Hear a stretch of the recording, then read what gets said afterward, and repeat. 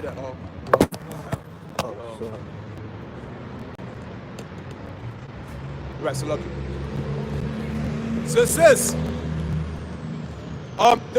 shit.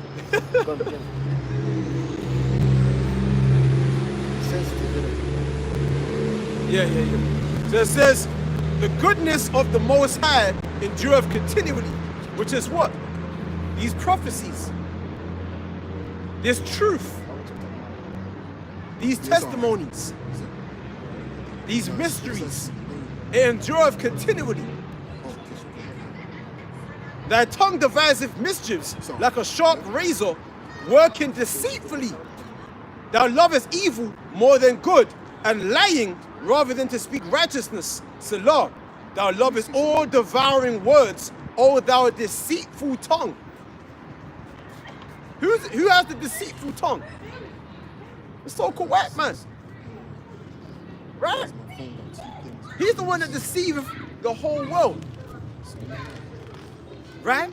And keepeth back the truth from planet earth. What did it say? It says that our enemies will be found to be liars unto us. In fact, let me get that. That's an arm. Yeah, this sound is on. Keep that going. This is Deuteronomy chapter 33, verse 29. Happy art thou, O Israel, who is like unto thee, O people saved by the Lord, the shield of thy help, and who is the sword of thy excellency. Yeah, it triggered it. And thine enemies shall be found liars unto thee, and thou shalt tread upon their high places. So our enemies will be found to be liars unto us. Yeah, it's cool, Hop. We got it. Let me get that back. Yeah. So our enemies will be found to be liars unto us. Right? Feminism, the education institution, the music industry, it's all lies. Yahweh Shai is the way and the truth. All right, brother. Right? But Esau's been put there to blind the minds of the 2/3. If this gospel is hidden, it's hidden to them that are lost, man. And who's lost? The 2/3 of our people. Why? Because the Most High sent a strong delusion upon them that they believe a lie. And that same lie is coming from the deceitful God, which is the so-called white man. The same devil, this old serpent. So it says, going back to Psalms 52, verse 3, thou lovest evil more than good. We're in a time where people love evil more than good. We're out here representing good. But where's the crowd? Yeah. Where's the round of applause? Yeah. Where's the round of applause for righteousness? Right? Thirsty. It says, how long are my people going to love simplicity? Why? Because they love simplicity. That's where the evil is. It's simple to do evil. It's easy to do evil. Because it's appealing to the flesh. So it says, thou lovest evil more than good, and lying rather than to speak righteousness. Thou lovest all devouring words, O thou deceitful tongue. The Most High shall likewise destroy thee forever. That's the portion of the so-called white man. To be destroyed forever, man. Why? Because through him comes the degradation of the whole earth, man. The whole earth is plunging into deeper and deeper darkness through this man's rulership. Right? It says, the Most High shall likewise destroy thee forever. So Esau's looking for a man to destroy him. Like, you're going to destroy me. I'm the mighty man. But it's the Most High's going to destroy you through his right arm. That's Yahweh Shai. Yahweh Shai is going to come back with what power and great glory according to us. Matthew 24, man. Verse 30. That's the day. That's it, man. When the Lord comes, I'm going to take off my garment, man. And just sit down and just be like, Lord, save me or destroy me, man. I don't care which one it is. I'm just happy to see that he came. If the Lord bless me to actually see his coming, if he bless me, right? So it says, so the Most High shall likewise destroy thee forever. That's what it says in Isaiah 14. And what did it say? It says that ye shall not fill the face of the earth with cities. But how does it go? Let me hold it. Hold that right there. Right? It says Isaiah chapter 14, verse 21, prepare slaughter for his children. Yeah, because your children is meant to be your continuance. That's meant to be like an extension of you. So when your children, when you prepare slaughter for the man's children, it's like, how will his bloodline continue? Prepare slaughter for his children for the iniquity of their fathers. You so-called white people in America, the scriptures tell you that the smoke, the fire, and the brimstone is for the third part of men. The smoke, the fire, and the brimstone talk about the nuclear missiles for the third part of men, which is what the sons of the wicked. That's in Revelation chapter 9. Right? So all you Edomites and the souls of America, you are doomed for death and destruction. You descend from the original so-called white man, which is who? Esau, Edom. You lineal descendants on your father's side, you're doomed for death. Prepare slaughter for his children for the iniquity of their fathers. What did your forefathers do? The founding forefathers of America, the so-called Freemasons, the witches, right? America was founded upon witchcraft, right? Masonry.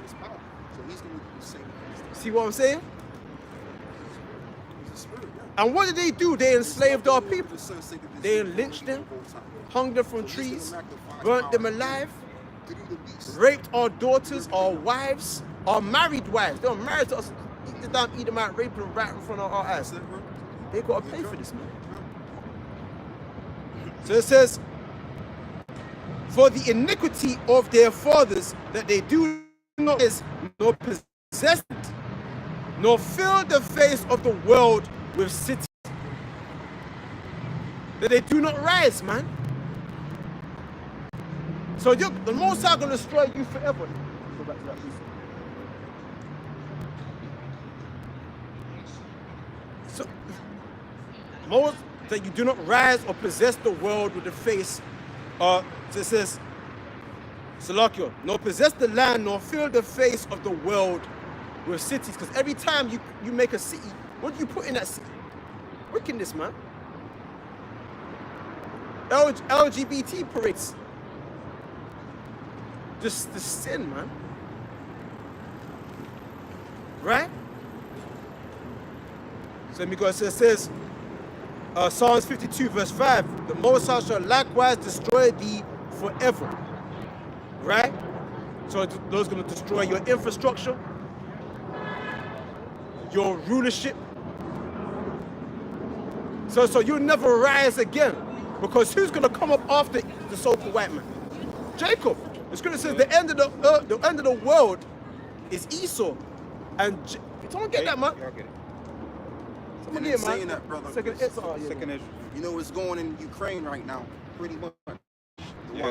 What's going on in Ukraine right now is the fact that, you know, Biden warned the world at the UN meeting and in New York as well. He said basically that the world has come so close. Yeah. The world has come so close to Armageddon. And you know, which we know what the word Armageddon means. It means the mountain of the troops or the building of the troops. But what Putin's gonna wind up doing, man, as the brother was speaking about, bringing the end to this world, is what Putin is gonna do. He's gonna gather his troops. He's gathering his men together. Like I was watching some news, and Putin, he signed 400 pieces of paper to get domination over the over certain parts of Ukraine, Luhansk, Donetsk, and Zuzia, if I'm pronouncing it correctly, and other places. Because what he wants to do is like I said, he wants to position himself because of what America's doing, like, and as well as the allies of America, they're in the backyard. So all of that is going to lead up to Esau being fully destroyed, like you've never seen before, man. Because just like the brother said about how Esau is ruling in a destructive manner.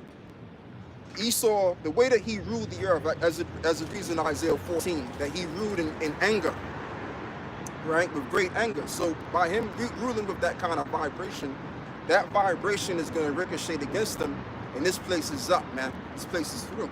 I've got a little quotation from the president of Ukraine. He says, "Is Armageddon? Biden warns of nuclear weapons, right?" And this is his response. Is Armageddon, and he says, risk for the whole planet. That's what he's saying, right? And then he says that so they seized the nuclear power plant of the Ukraine. The Russians seized the nuclear power plant.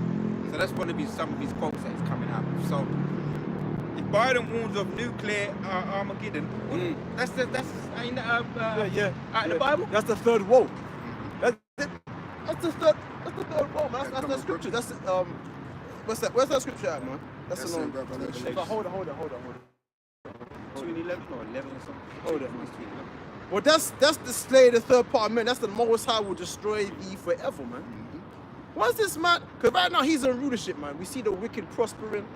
But it says his the joy of the hypocrite It's but for a moment. is but for a moment, man.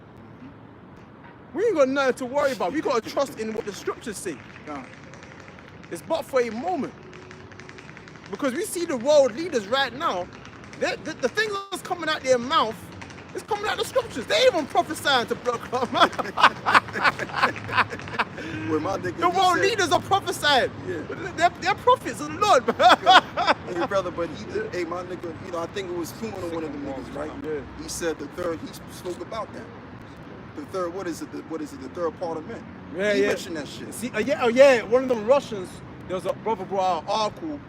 He put in the group chat. The elders, said what's the name of it, man? The group chat, the elders. Oh, you talking about GMS End of the World? Yeah. So what's it?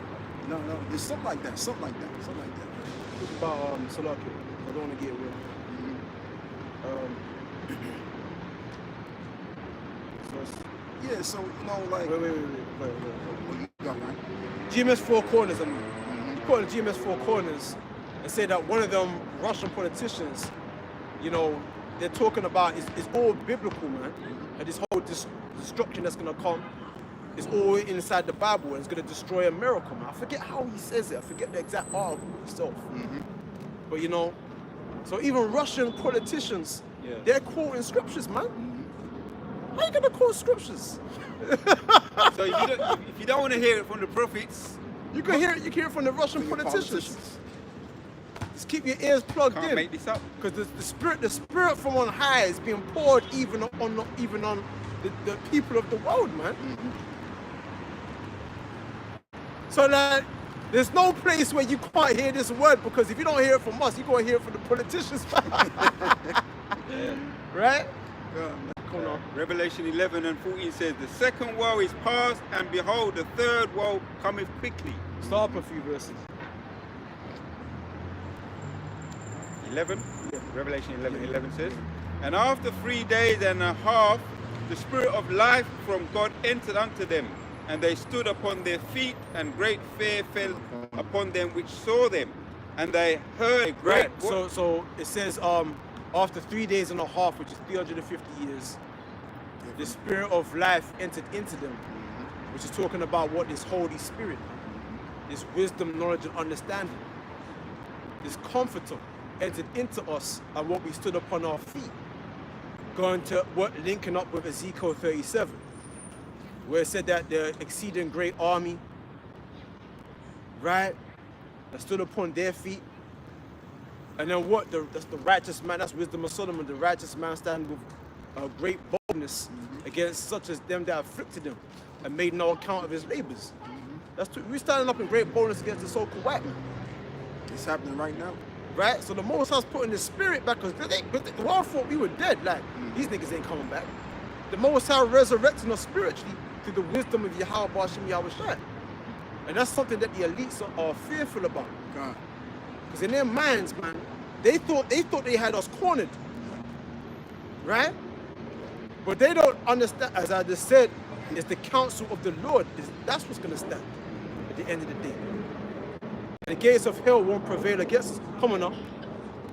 Come on. And they heard, Revelation 11 and 12, and they heard a great voice from heaven saying unto them, Come up hither.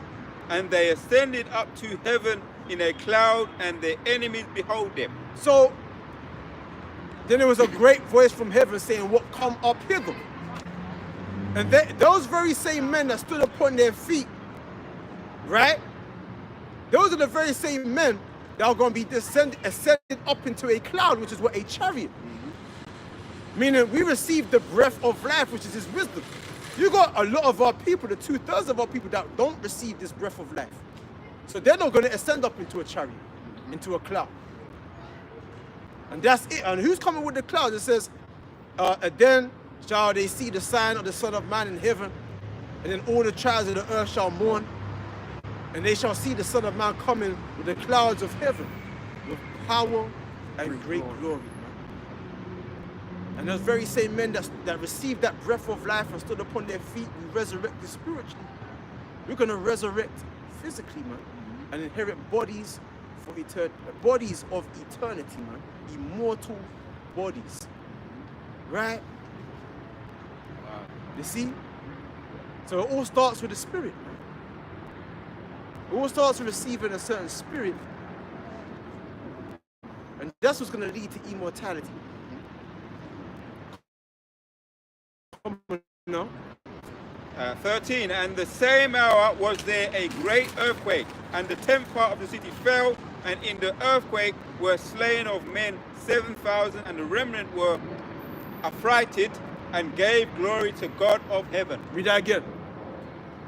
13, and the same hour was there a great earthquake. In the same hour as we were being beamed up into the chariots, the clouds of heaven, when Yahweh shall return with power and great glory, when he invaded, when he cracked the heavens, man, the skies, the firmament, and invaded planet Earth.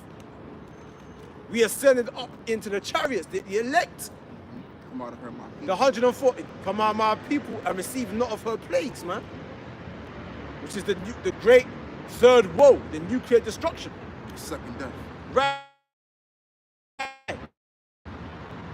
And what it said? It said, read that part again. And the same hour was there a great earthquake. Well, what's going to cause in that same hour that we got delivered? That's what it said. That's what it said, that the righteous shall scarcely be saved, because in that very same hour that we're being delivered, the missiles are being dropped, man. Simultaneously. The missiles are being dropped down, and it's caused a great earthquake. That's going to cause the earth itself to roll to and fro like a drunken, man. That's in the prophet Isaiah. In that very same hour. So the missiles are going to travel quick, man. And you know too as well, speaking about the missiles traveling quick. Well, that's my guy right there. But yeah, speaking about what you were saying about the missiles traveling quick, they got hypersonic missiles. So brothers are gonna have to be hypersonically delivered before those missiles even hit the fucking grounds, man. You know what I'm saying? Shalom, brother. It's beautiful having all these brothers around, man. You know what I'm saying? And this is the time that you want to be. You want to be among the brotherhood of righteousness. This is where it all ends and begins at, baby. You know what I'm saying? This is where it all begins and ends. It started out with the righteous, and it's going to end with the righteous. You know what I'm saying? But yeah, just getting into what the brother was going into about the third woe, because when you go into the time of when all of us, I'm talking about the brothers like among me and the Waters generation. When we was born in the after the Cold War era. You know, the late 80s to the early 90s. So after the Cold War was all said and done, around that time period, that's when World War III started. So that was the third war coming quickly from that time, which we talking like over 30 years ago. So now we're in a time now where we're literally about to see missiles start flying at any given moment in time. Hey! But in that time period, certain things are going to happen with the implantable device being in full into fruition sometime around another. So in this time also, Jacob's trouble has to come. They have to collapse the system, because all of the plans and the agendas are in the right place at the right time. Everything's waiting to happen. You understand what I'm saying? It could either be this year or sometime next year. All of the cards are right put in place. So going back to the whole Russia situation with Ukraine, like I was saying, what Putin did was he signed 400 pieces of paper that pretty much, you know, get key access parts to Ukraine.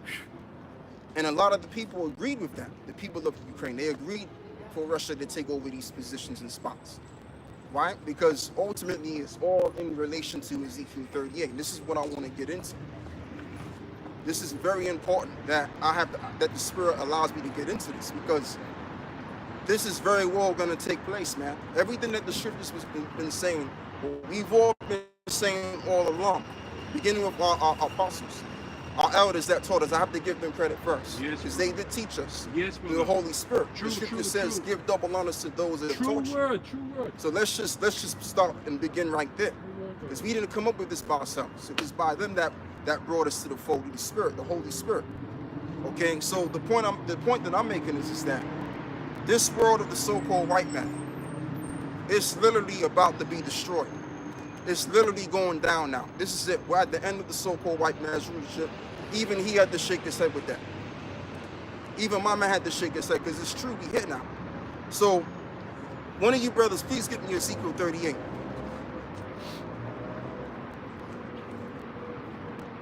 I'll just read this quote a little bit more on the Biden thing, if you don't mind. Go on, brother, you got it. It says, I just showed it to the camera, it says, no joking when he talks about the use of tactical nuclear weapons or biological chemical weapons. Biden warns of nuclear Armageddon, right? And this is on mainstream flipping television. Yes, I'm watching it on television and I'm getting jokes and whatever, you know, but it's serious. Another quote, because I just took a snapshot, you know. We have not forced to face the prospect of Armageddon since Kennedy and the Cuban Missile Crisis. So these people don't know what time it is, man. Now the average, you're next to a neighbor, the average Joe, you could probably have a decent conversation if they really want to about what's that coming down the pipes, man. Yeah, man. So with that, my brother, someone give me Ezekiel 31. Because this is the time. 38, it's a lot. Verse 1. We're gonna read the whole thing. So it says, this is the prophet Ezekiel 38, verse 1. And the word of Yahweh came unto me, saying, Son of man, set thy face against Gog, the land of Magog. And the rum, you're coming around, man. You got some priests to come in, you know, because all priests got to be on deck. Go on, brother. The land of Magog, the chief prince of Meshach and Tubal. And as the apostle Tahar actually did some research on the word chief, the word chief is in the word the Hebrew word Rasha, which means the head. So Russia was always the head all along of this system. Now going back to the time of Joseph Stalin, the Soviet Union, the USSR, they was an unstoppable power for 30 plus years, right? And between those 30 plus years, later on around the 1940s, after the Second World War has already done stopped, what happened was I think it was around 48 or 49. What you had you had the reformation of the North Atlantic Treaty Organization. Why is that? Because what they wanted to do is to combat the power of the Soviet Union, because they had about 15 republics, right, against obviously the Eastern world. And the whole thing was about obviously communism against democracy. So the Western powers didn't want a communistic world within their lands. So they grabbed up certain people, or certain countries to get involved in the North Atlantic Treaty Organization. One of them being Turkey, which Turkey is really an ally of Russia. All right, right along with Armenia and all of that. Just a little brief history. So Russia has always been the superpower. Right. Okay, go on, brother. So it says, the head. Right, the land of Magog. The chief prince of Meshach and Tubal. Right, the chief prince of Meshach and Tubal. Tubal is modern day Turkey, which was known as Asia Minor. All right, and what is it? Magog, Gog and Magog is in Russia. Right. Go on, brother. Meshach and Tubal, and prophesy against it. and prophesy against it. Hey, I tell you what, brother, give me Ezekiel. What you got? Give me Ezekiel 35. Because Ezekiel 35 tells us to prophesy against Edom. So the modern day, with the modern day Gog and Magogans are in which are really those originally those Japhites, but the modern day ones are the Edomites. Yeah, go on. This is the prophet Jeremiah 28 verse 8. The prophets that have been before me and before thee of old prophesied both against many countries and against great kingdoms of war and of evil and of pestilence. Right, and of war and of evil and of pestilence. So you have many prophets that came before all of us, which really were those men coming back in the reincarnation, the regeneration, to do the same thing as we are in. We're exactly in Great Britain. So we're prophesying in Great Britain, a great kingdom, and against other many great kingdoms that are dwelling on the earth today. So we're doing the same thing we was doing back then. But anyway, getting back to Ezekiel now, 38. As you know, before you go there, Baba Kushar, give me Ezekiel 35. Ezekiel 35 verse 1. Ezekiel 35 verse 1. Moreover, the word of Yahweh came unto me, saying, Son of man, set thy face against Mount Seir. Right, set thy face against Mount Seir, because that's who's in Russia right now. You have Mount Seir among the Americans, and you have Mount Seir among those Russians, which all of them are Edomites. The modern day Russians are the modern day Gog and Magogans, which are those Russians, the Edomites, and the modern day Americans, which originally should have been those Gadites and those Reubenites, are obviously Edomites now. Right.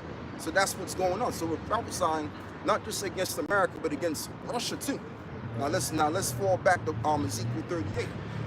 Ezekiel 38, verse 2.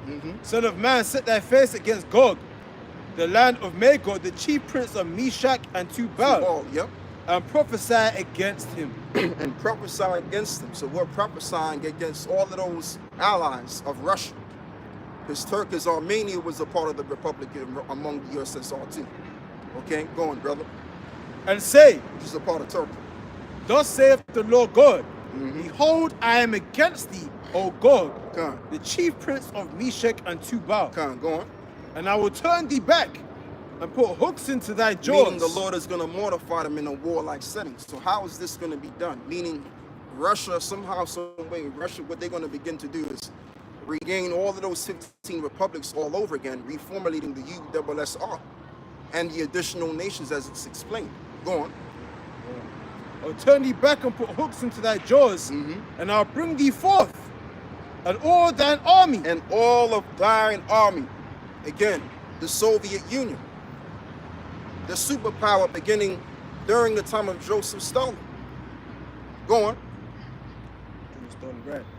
I'll bring thee forth, and all thine army, horses and horsemen, all of them. All of them, go on. Clothed with all sorts of armor, even a great company, Right. with bucklers and shields, Right. all of them handling swords. All of them handling swords. So that represents the missiles and the nuclear missile defense systems as well.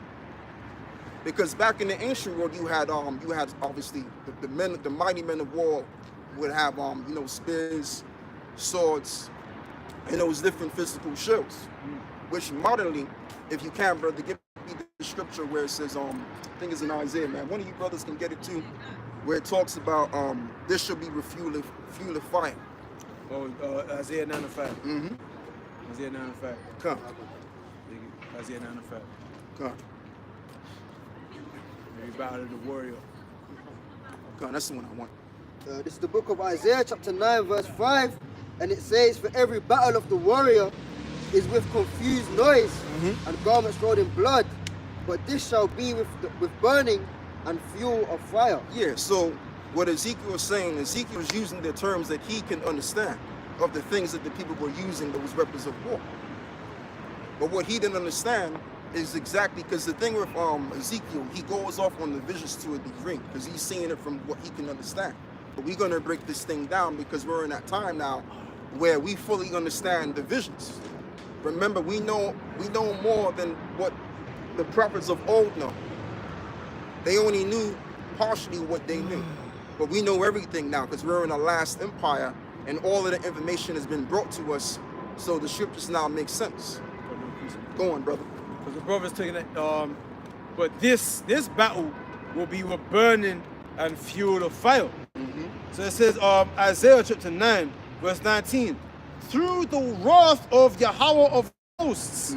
The wrath is what the fire, the brimstone, and the smoke, the nuclear destruction, just as described in Revelations 14 and Revelations verse 9. Through the wrath of the Lord of hosts is the land darkened, the mushroom cloud. And the people shall be as the fuel of the fire. And you know what the fuel means? The word fuel goes back to the word food. So the people are going to be food for the fire. Right. See that? So the very same people that are fighting, they're going to be fuel for the fire, man. Yeah. Here is you fighting, man. But the missiles, you're going to turn your ass to, you're going to be perpetuating the fire, man. Yeah. You see that? That's So right. this battle is going to be different from any other war that was fought. It's going to be very quick. Yeah. Wars were fought over like decades, man. Yeah. This war ain't going to last fucking hours, man. If it says in 1 hour, Yes. shall that great city Babylon Yeah. shall be destroyed. Yeah. That's nuclear technology. Yeah. That's an age of technology, right? Of intellectuality, of research, of you know what I'm saying, economic growth, technology, Missile, what is it? Laser. Right. Laser weapons they got too. Yeah. all of that, man. Biological weapons. wooden Biological weapons, the science, all of that. So that's the age we're living. That's how quick this kingdom will be destroyed. That's nuclear destruction. Because what war? That's what says every battle of the war is fought with No, go. You Every got battle it, of the man. warrior is with garments rolled in blood. Yeah. And them type of wars lasted decades, man. Yeah. Right? Yeah. But for a kingdom to be destroyed in 1 hour now, that's with burning and fuel of fire. That's quick. That's atomic bombs. Atomic energy. Yeah, that's chemical research. Right? So yeah. Yeah, and that's just the thing, because like the elder was going into, man, all of them ancient battles lasted for decades, and in some cases a century too. But this is going to be with burning of fuel of fire, with those missile. Because the thing with Esau's in power, innit? And he's been giving the blessing. And what is Esau's blessing? The sword. And man, oh man, I tell you, Esau got weapons that you wouldn't even believe. He got weapons to blow your fucking mind, right? Go on, brother. On the point of war being long, right? This is Sirach 25:7. There be 9 things which I have judged in mine heart to be happy, and the 10th I will utter with my tongue. A man that hath joy of his children, and he that liveth to see the fall of his enemies. Right, but he that liveth to see the fall of his enemies. So that's what we're going to experience. We're going to experience right here on this earth as we simultaneously get delivered from those missiles. Because as it reads in Peter's, it reads that the righteous shall scarcely be saved. That's what it says. So, what I would tell brothers, right, is me, like my mother, she's with me because she's going to do her little thing, right, on a financial tip. So me and her was talking. So I said, look, and I'm going to tell you brothers the same thing, because it's going to seem like we ain't going to make it, some of us, man. Yeah. It's going to seem like when the missiles come down, some brothers may still be down here on earth. But always remember, you didn't take the mark. Right. The Lord ain't a liar. Right. All right, the Most High don't lie with his works. Glory in the fire, man. Here you go. That's why it reads that. Glory in the fire, like Shadrach, Meshach, and Abednego. Here you go. Man, me seeing that you might not, the missiles might come, you like, I'm condemned. Glory, Yahweh in the fire, man. Your judgment is righteous. That's it. Because we're going to be scarcely be saved. So some of us may get beamed up a little bit sooner than other brothers. But always remember, you didn't take the fucking mark, man. Right.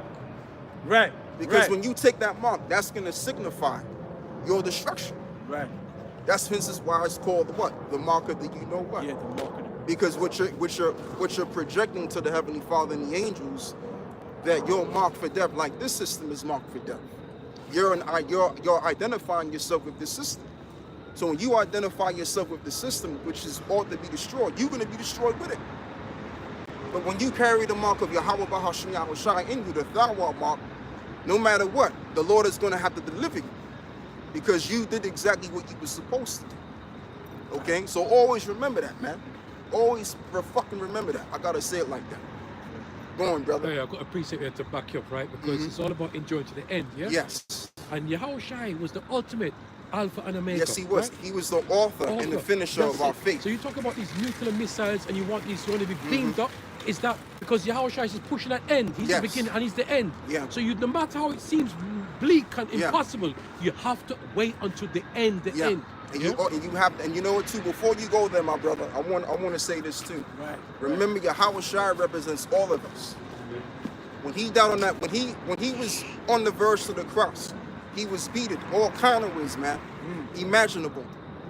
He went to that cross, and he endured that cross. Why did he Yeah. endure all of that cross? Yeah. Because the spirit of the Father was in him. There was, the a end. nigga, there was a nigga on the left-hand side, man. Even at his last moment, saying, man, if you be the son of the Most High, come down and save yourself, man. Satan jumped on that nigga, man, on the left-hand side. He said, man, if you be the son of the Most High, come down and save yourself, man.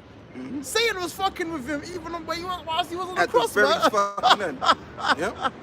Right? Yep. So you're going to be tested even at the point where you're about to close your eyes Yeah. and go to the spirit world, man. And, and they're going to be taking the piss out of you too, man. Yep. What, in your last moments, they gave you Yahushua go and piss to drink. Man. Some bitter substance, man. And Yeah. you rejected it, man. Come. You know? So you Yeah, all, because he just maintain his dignity, man. Yeah. Fuck you niggas, man. I remember watching that. What's that name of that man? Movie? Brooklyn's Finest with forget the name of the guy, man. The dark skin. No, Wesley Snipes. He was in this movie Brooklyn's Finest. I remember this. The police ran up into this department, and the niggas, grimy niggas, man. And they were like, I don't know what type of drug they were like dishing out and partying. come. So the police ran up into their thing and started killing them and arresting them. One guy got shot, he was on the floor. And he was still talking shit to the police while he was about to die. He was like, oh, fuck you, Chris. You know? Come. So that's the Lord, man. He died with his integrity. Even though he's wicked, man. He died with his integrity, man. Died with his integrity, brother. That's it. He was about to die, he was like, fuck you. And then the guy who had his gun in his face, he was like, fuck you, man. Oh, Brooklyn's Finest. what's that movie? Is it Boys in the Hood? No, New Jack City. One of them, I forgot the name of it. The final scene where the feds are chasing him, the 5-0, and he knows he's gonna die, but he's like, man, fuck it, I'm gonna go out with my guns blazing. And he was shooting up the police, and his ass got lit up, man. Wait, Boys in the Hood. I think it might not be Boys in the Hood. Could have been New Jack City. One like you of them said. There's movies, one man. scene with New Jack City too, but I know what you're talking Yeah. about. There's another scene in New Jack City. Because he could have surrendered, but it was Yeah. like, fuck this, man. He man shoot the police, Yeah. and he knew like they had a whole squad of them, and they lit his ass up, man. But he was like, I'd rather go out trying than just, Even Queen Latifah did that in that Set It Off. yeah. Even she done that. Yeah, brothers, let's fall back so he can be seen on the line. Yeah, man. So bring this back to Look, going back to what the brother's saying, that Yahweh Shai refused the vinegar. And what's that when you say what it was made the out of? goal.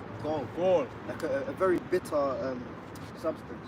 Right? While he was on the cross, while he's in the last moments of his appointed time Yeah. on this earth, he refused that shit right up until that very last moments, man. Keeping your integrity.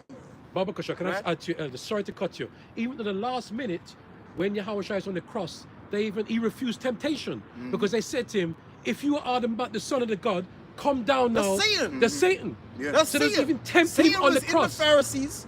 Satan was in the nigga on the left-hand side. Yeah. Right? Satan was still trying to fuck with him Yes. while he's dying. Tempting him. He's on the cross, he's dying. Dying. He's bleeding out. Right? And Satan is still like, come on, the nigga. last minute. Nitpicking him. Yeah. The Bow last to me. minute. Yeah. Yes? Yeah, certain You know what I'm saying? You see, Yahweh Shai said, don't you know me? I could send a legion of angels down to destroy. On the cross, he could have done that. But you see, if the Saints fucked with him to that last Yeah, moment, yes. Saints gonna fuck with us. Thank you, brother. Because guess what? Thank you. We represent what? The body of Yamashiach Yahushua. So when those missiles come flying down, you're gonna have those doubts in your mind. Damn, I might not fucking make it. That's Satan. But that's Satan coming in. Remember what he said. He said, look, my father, why hast thou forsaken me?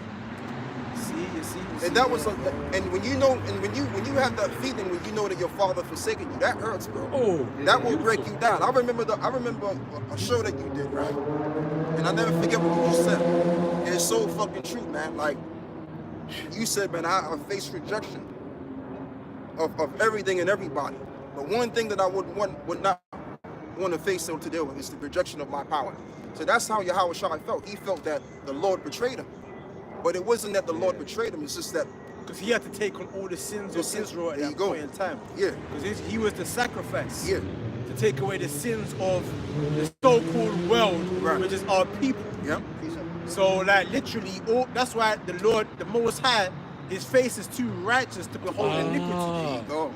So at that point, the presence of the Heavenly Father left Yahushua, and Yahushua was left on the cross to take on all the iniquities That's what it of was. his people, man. Yeah.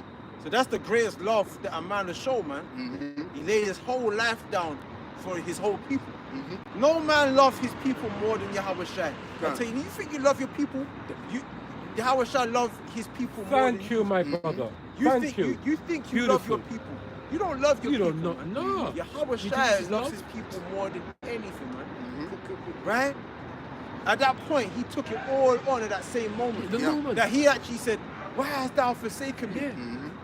So what? Even Yahushua at that Said point, that. man, had Yeah. a little bit of ignorance within him. Firstborn of the Father. And even he himself, man, like he fell a little bit short, man. Oh, wow. Yeah. But Like guess he didn't what? know where I'm going. But guess what? Hey, but listen, slack it, Ella. But even the Most High himself, he gave up his own son. So Yeah, can you imagine his his own own? son. Listen, you know That's how that real is. love. That's real love. That's real love. Yahushua loved us Because you But- love your first son. First son. Because you know your first son gonna Yeah. take on your throne. And he says, boy, you have to go through it, brother. Yeah. Son, you have to go through it. That's real love. That's real love, That's brother. a test of real Laying love. down your life. When you give up everything that you hold close, Shit. Rock. everything that you hold That's heavy, closest to you, It's heavy. right? That's real love. You sacrifice it, man, because in order to gain something else, Yes. right? So you got something. You said you got something. Right on your point. This is Habakkuk 1:13. No, Thou that's art all of right, purer eyes than to behold evil. Then thou canst not look on iniquity. Wherefore lookest thou upon them that deal treacherously, and holdest thy tongue when the wicked devoureth the man that is more righteous than he. Break it down. Read it again. So read it again. Slow. Habakkuk 1:13. Thou art of purer eyes than to behold evil. Moses' eyes are too pure to behold evil. Yeah. So Yahushua at that point literally became the personification of Oh, evil beautiful. while he was on the cross. Lyrics, brother. That's baby. He became the physical personification Of of sin. wickedness Yeah, man. while he was on the cross. Yeah. And you know what too? That body, the body that he left on the cross signified sins that was laid upon the body. That's why he was Yeah. worthy to open the book, man. Yeah. Because he took it all on himself, man. Right. That's why Paul said, man, I wish I was what is it? I was the curse for my I wish brethren. I was accursed, man. Because some brothers feel like envious of Yahushua, man. I wish I was Especially like at that, the man. time. Hey, that's heavy. I wish I was that man, man. Yeah, man. Wow. To take it all on to myself. And you look at Yahushua, man. That's a great man. That's a great. That man's not even human. What type of man could take on a suffering like that? But you know, it's like He can literally become the physical incarnation of wickedness Wow. and die just so his own people can make it into the kingdom. That's fucking love, bro. That's love like no other, man. But brother, remember, all things are given to Yahushua. The Father gave him everything, Yeah. including that fucking pain, to take that suffering from all of us. Yeah, yeah. He gave him all that too, and Yahushua had to receive that and accept it and deal with that fuckeries as a man. He had to deal with it. But Even Yahushua in the flesh, man, he even prayed, man. I'm telling you, brother. He said, Yeah, man, he I prayed don't want this cross, because, but it was still given to him. Yeah. Even though he prayed against it, he was like, Oh, man. I don't want this, man. Mm-hmm. But he still had to take it, because it was given to him. Give it to him, brother. Like, no, like Jonah. It was his portion to go to Nineveh. Man, he went. I don't want to prophesy against the motherfuckers. But the Most High said, man, you're gonna prophesy against the motherfuckers, man. Oh yeah, right. Yeah, He you know? pulled his ass back. Yeah. So bring it out again. Habakkuk 1:13, thou art of purer eyes than to behold evil. So the Most High couldn't behold Yahushua because he was covered with the transgressions Yeah, of his man. people. Through his son. That's why I said, he shall bring forth a son, and he shall bring Matthew 1:21. Yahushua call his name Yahushua, for he shall save his people from their sin. He shall save. How did he save them? By taking it all unto himself. Elder, another title that was given to Yahushua at his birth was Emmanuel, which means the power with us. Elders are talking about the Lord's crucifixion. When he gave up the spirit, the veil in the temple ripped from top to bottom, because behind that veil, which is the Holy of the Holies, the actual presence of Yahweh himself would dwell therein. So when it ripped, it signified the Lord ain't dealing with temples no more, right? But He's dealing with the church. the church, which is built on Yahweh Shai. Yeah. It's one of his titles, God Heavy. with us. Yep. So God ain't in no temple built with hands. Heavy. God is with his son. Lyrics, bro. That's That's lyrics. That's Yeah, heavy. like that, Hey, like that, and you like won't that. get that information to it in the churches. You will Nope. never get that teaching They in the don't, churches. come on, man. Never. Come on, man. Never. But check this out though. But see, here's the kicker. Just like what the brother said, that signified that the Lord was basically that, as he said, that it signified that the Lord is now dealing with the church now. That means all things are possible through the Mashiach Yeah, Yahushua. yeah. So when we go through all of this bullshit that's coming our way, we're gonna overcome it like none other. Beautiful, Because Elder, the beautiful. Spirit of God is rocking with the church. Beautiful. And also the Lord is going to give every brother accordingly to what they can deal with. Because the Heavenly Father will must be done. That the New Jerusalem overcomes the beast to establish the kingdom. Right. So what I want to do now, I want to go back to this, to the because it seemed like we're jumping, we're going to a different topic. No, that's all right, because the Spirit does that, right? But I want to bring it back to Ezekiel, because the most important thing right now for the saints, right now, as you just brought up, brother, through the Spirit, is the end of the so-called white man's power, the end of the so-called white man's rulership, which has destroyed the planet.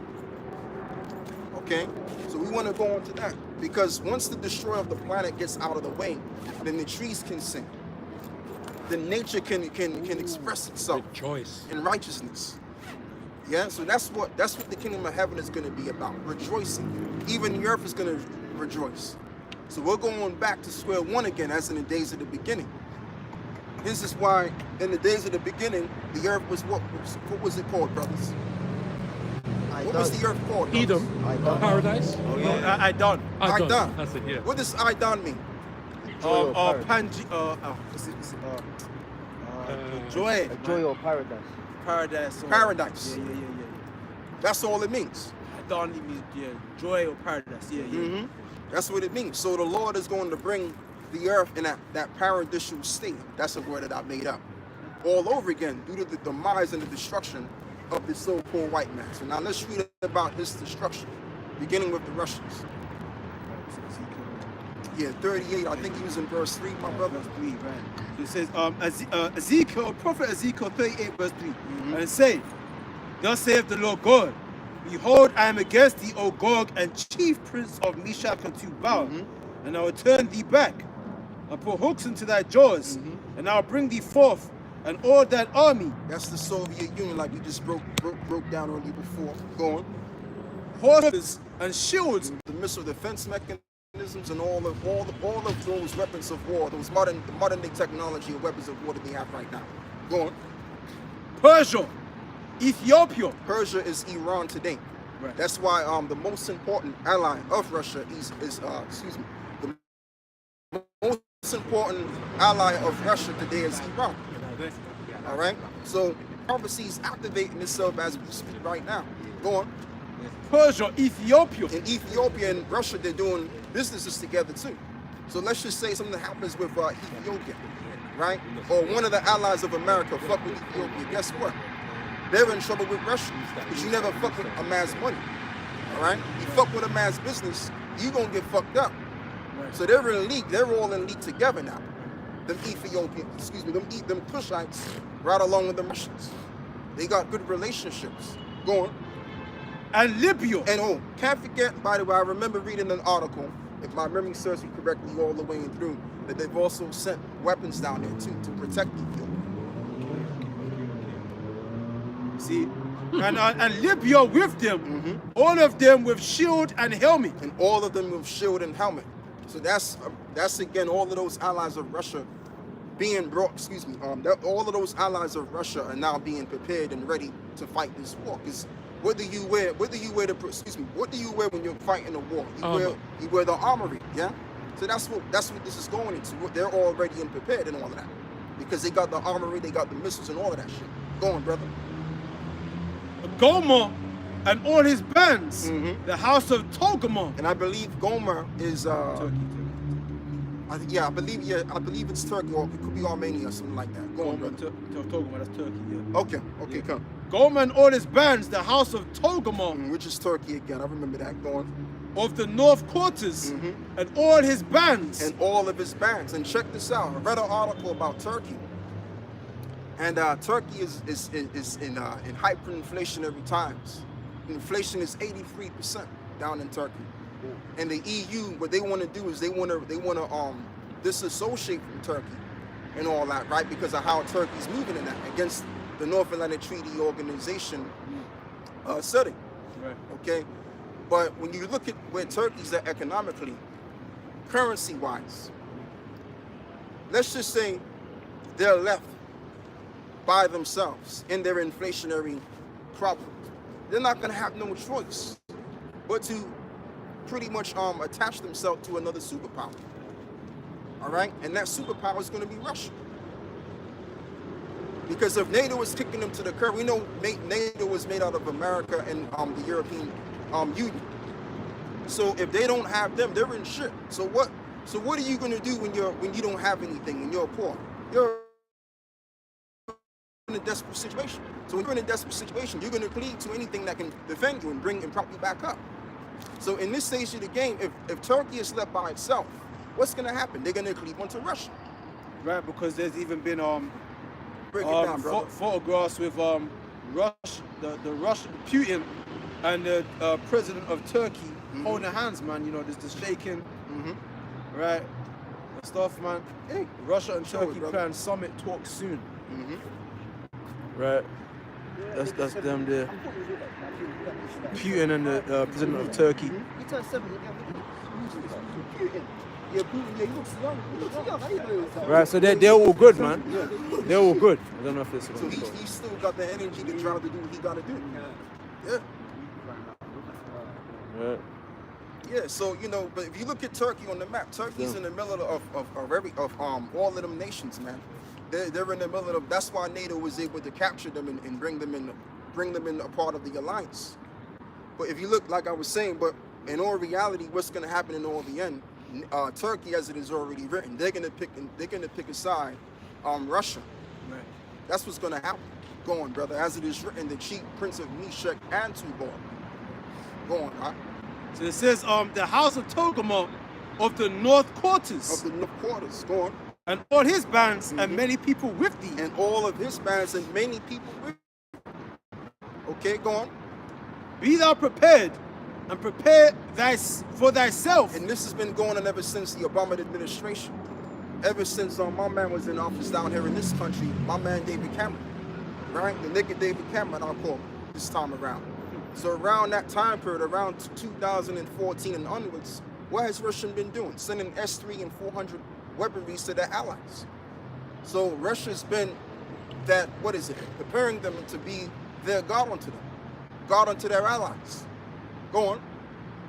Be thou prepared and prepare for thyself, thou and all thy company that are assembled unto thee, Yep. and be thou a God unto them. And be thou a God unto them. Like I said, you got weapons of mass destruction, which the Russians have provided for them, and they got the military bases down there to protect them. Go on. I think there was Russia sent defense missiles to Syria, right? To be a God unto them, unto Syria, man. Yeah, come to be exact, brother. Right. Yep. So it says, after many days, thou shalt be visited. In the latter years, thou shalt come into the land that is brought back from the sword. And what's the land that's going to be brought back from the sword? The land of Israel. That's going to be the land that's going to be brought back from the sword. Now, I remember watching a video of Al-Azhar breaking this down. He broke this down totally wrong.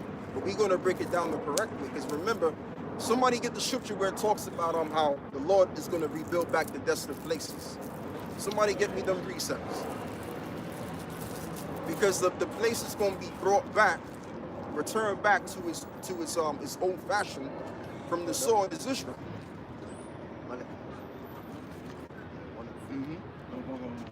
Yeah, take your time. This is the book of Malachi, chapter 1, verse 4, and it says, whereas Edom saith, we are impoverished, but we will return and rebuild the desolate places, saith the Lord power of hosts. That's not what I want. That's speaking about Esau returning to build back the desolate Talking places. about the slavery shit like that. Yeah, hold on. There's scriptures where it talks about how all the like certain parts of the world are going to be. You know what I think? Oh, I know what I know what you're talking about. What's wrong with me? I should know this, man. Now sometimes you forget about it. Now you know Slavery in the other nations. Now you know the scripture says Go ahead. Isaiah. Oh, go ahead. It goes back to desolate places. Going. It's like Isaiah 61 verse 4. And they shall build the old wastes. Right, there you go. That's one, yeah. They shall raise up the former desolations. Yep. And they shall repair the waste cities. That's what I'm talking about. They shall repay the waste cities. Because this nuclear war, Israel is going to be a fucking dump. So what's going to happen is that place is going to have to be restructured all over again. It's already a dump now. It's already a dump now, yeah. But it's going to be more of a fucking dump in blackness when those missiles hit that fucking place. All right, so let's read what you got, brother. And they shall repair the waste cities, the desolations of many generations. Yeah, go on. And strangers shall stand and feed your flocks, and the sons of the alien shall be your plowmen and your vine dressers. Right. So we got that precept, and there's some other ones too. There's one in Ezekiel 39. Go on, brother. Isaiah 50:9 says, for lo, I will raise and cause to come up against Babylon an assembly of great nations from the north country, and they shall set themselves in a way against her. And from thence she shall be taken. Their arrows shall be as of a mighty expert man. And you know what, too? I wanted to bring that out because actually, you know what? Hold on to that. Don't read that. Don't read that. We'll read that later. We're gonna get to that, brother. Yeah. So there's another scripture, brothers, where you could get where it talks about the restructuring of Jerusalem after the desolation. I think there's one in Ezekiel 39 too.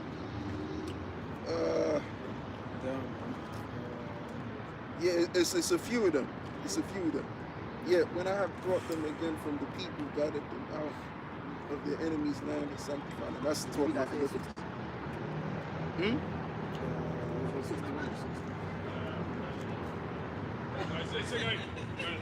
I have one Go on, read along what those that lines. says, brother. Yeah. Not too sure. Isaiah 60:10, and the sons of strangers shall build up thy walls, and their kings shall minister unto thee. For in my wrath I smote thee, but in my favor have I had mercy on thee. No, that's not the one, brother. That's not the one. For the walls to be built back up again. That shows you there was a destruction. Yeah, but built back up, but you know though, the what I want you to read that again, because that one right there, that's the best scripture that signifies the point. You're going out. Isaiah 61 verse 4. And they shall build the old wastes, They shall raise up the former desolations, Again, shall raise up the former desolations. Go on. and they shall repair the waste cities, the desolations of many generations. Get going. And strangers shall stand and feed your flocks, and the sons of the alien shall be your plowmen and Yeah. your vine dressers. Because what we're gonna do is we gonna set up the nations to do all of the work. We're not gonna be doing the work, all of the rebuilding and all of that. They're gonna rebuild back those places. I think you're right. So I think it is in Isaiah 14 actually, by the way. But yeah, read what you got, brother, because you said you have Yeah, one. yeah, this is Ezekiel 36 and 33. It says, "Thus saith the Lord power, in the day that I shall have cleansed you from all your iniquities, I will also cause you to dwell in the cities, and the waste There you go. shall be builded, And the waste shall be builded. Go on. and the desolate land shall be tilled, whereas it lay desolate in the sight of all that passed by." Exactly, because the land is going to be desolate after the nuclear war. So we got two precepts to back up the point there. Because when we get back to that land, we're going to have to rebuild it back up because of the desolations that followed thereafter I by got those something. missiles. You got something, right? I got something. Go on, brother. Joel 2, verse 25. And by the way, I don't cut you. Yeah, Ezekiel 36 speaks about the salvation of Israel. So what are we going to be saved from? We just spoke about it, the nuclear destruction. So when we come back down, what are we going to do? Rebuild back those places, all of those fallen places. Yeah, hold on, brother. Yes, I want Taylor. to read some more on this because there's some more on this. Verse So like it, 35 brother. Yes, brother. Yes. says, and they shall say, "This land that was desolate is become like the Garden of Eden, Right. and the waste and desolate and ruined cities are become fenced and Because are whenever inhabited." think about it, whenever last the land of Israel was like the Garden of Eden. It was never like that. Oh. Now, I mean, well, we could say during the time of King Solomon, but the kingdom of heaven is going to be much more greater during the time of King Solomon. Remember, like I said, we're going to return back to a time of since it was the time of the beginning, where that part of the land is going to be like a paradise. As a matter of fact, the whole earth is going to be a paradise. Okay, so this really follows up with this scripture here follows up with that. More so. Go on, brother. Verse 36, "Then the heathen that are left round about you shall know that I, the Lord, build the ruined places, Yes. and plant that was desolate." And plant that which was desolate, because they're going to be the planters. Isaiah 60 goes into that. Now, what we can do, as a matter of fact, Ram, you read what you got in Isaiah 60. This is how the land of Israel is going to be rebuilt. Go on, brother. Isaiah 60 verse 10, and the sons of strangers shall build up thy walls, and their kings shall minister unto thee. For in my wrath I smote thee, For in my wrath I've smote thee. Go but on. in my favor have I had mercy on thee. Yes. Therefore thy gates shall be open continually, Why is that? Go on. and they shall not be shut day nor night, that men bring unto thee. No, we go to the point. Go to the point that you was at before. In verse 10, and the sons of strangers There you go. shall build up thy walls, and their kings shall minister unto thee.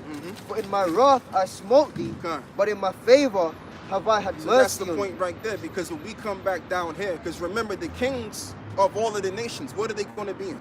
They're going to be in those underground bunkers. So we're going to have to pull the motherfuckers out and put the masses in slavery. That's in Amos the 9th chapter. So when we bring these motherfuckers up, they're going to be building back all of that shit. You understand? So that's the thing on that. So let's continue with this. And then we're going to get back to the Ezekiel 38 joint. Because when we get into the land of Israel, it's gonna be we're gonna be free from all kinds of destruction and pain and sorrow. Like we're not gonna be there and Russia's coming around and shit. Now that ain't gonna happen. When we get into the kingdom, we're gonna be peaceful. Isaiah chapter 2 tells you that. All right, but we're gonna break this whole thing down. Go Verse on. 36. Yeah. Ezekiel 36 and 37, it says, "Thus saith the Lord power, I will yet for this be inquired of by the house of Israel, to do it for them. I will increase them with men like a flock, Yes.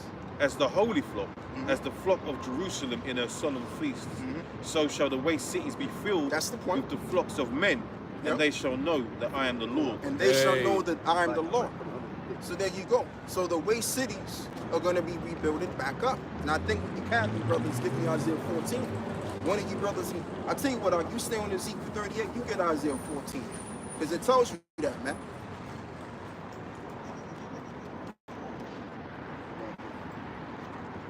Right. From Isaiah 14 and 1, for the Lord will have mercy on Jacob, and will yet choose Israel, and set them in their own hand.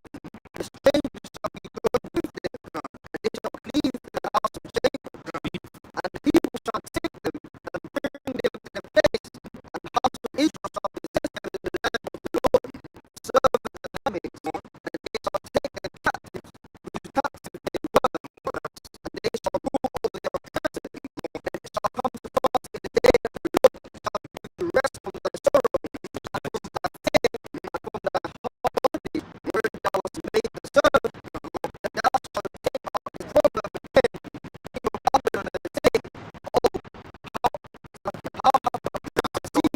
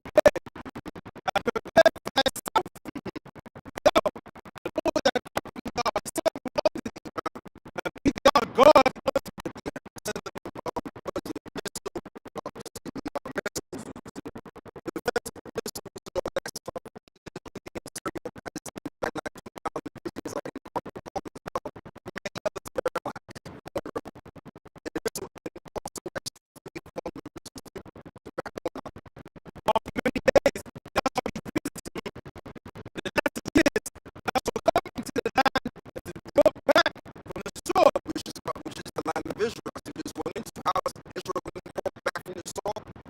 Those nations are going to be Israel. I was missing, and we're going to bring it back. So that's what it means, brought back from the sword. And is gathered out of many people against the mountains of Israel, being on waste. Always waste. Always waste. Why is we've been sinning and going up? So Israel has always been in a desperate situation. Alright? Because of our sins most of the time. The only time that Israel was unified was during the time of King David, the time of the Lord, the time of the Lord.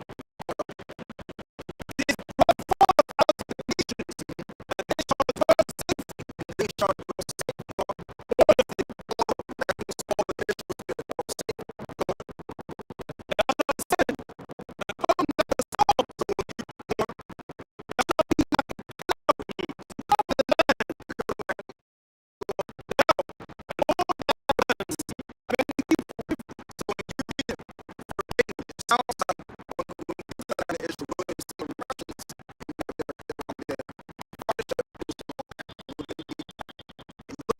That's not the case because when you get into the land, there's going to be peace.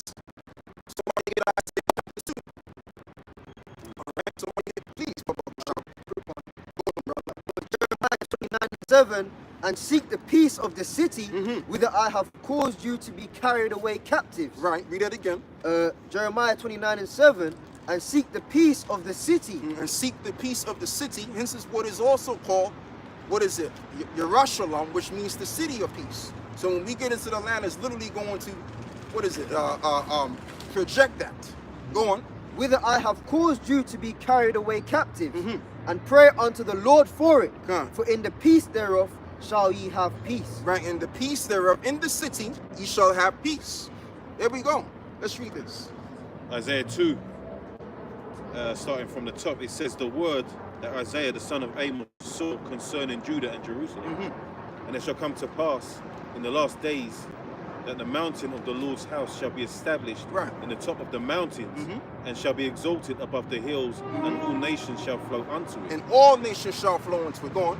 And many people shall go and say, Come ye and let us go up to the mountain of the Lord, to the house of the power of Jacob, Come. and he will teach us of his ways, Yeah. and we will walk in his paths. Yeah. For out of Zion shall go forth the law and the word of the Lord from Jerusalem. That's what's going to happen when we get down there. All you going to see is the word going forth from what? Zion. Go on. And he shall judge among the nations, and shall rebuke many people, and they shall beat their swords This is into the point. plowshares, Go on. They shall and their be. spears into pruning hooks. Yep. Nation shall not lift up sword Read against that, nation. read that exact verse, brother. With the pruning hooks. Yes. And they shall beat their swords into plowshares, and their spears into pruning hooks. Yeah, so these are tools for agricultural purposes. So them nations are going to be put into slavery at that time. Right there. Go on. Nation shall not lift up sword against nation, neither shall they learn war anymore. Neither shall they learn war anymore. Go on. O house of Jacob, come ye, and let us walk in the light of the Lord. Right, so that's what's going to happen. So when we return back to the land of Israel, there's going to be peace.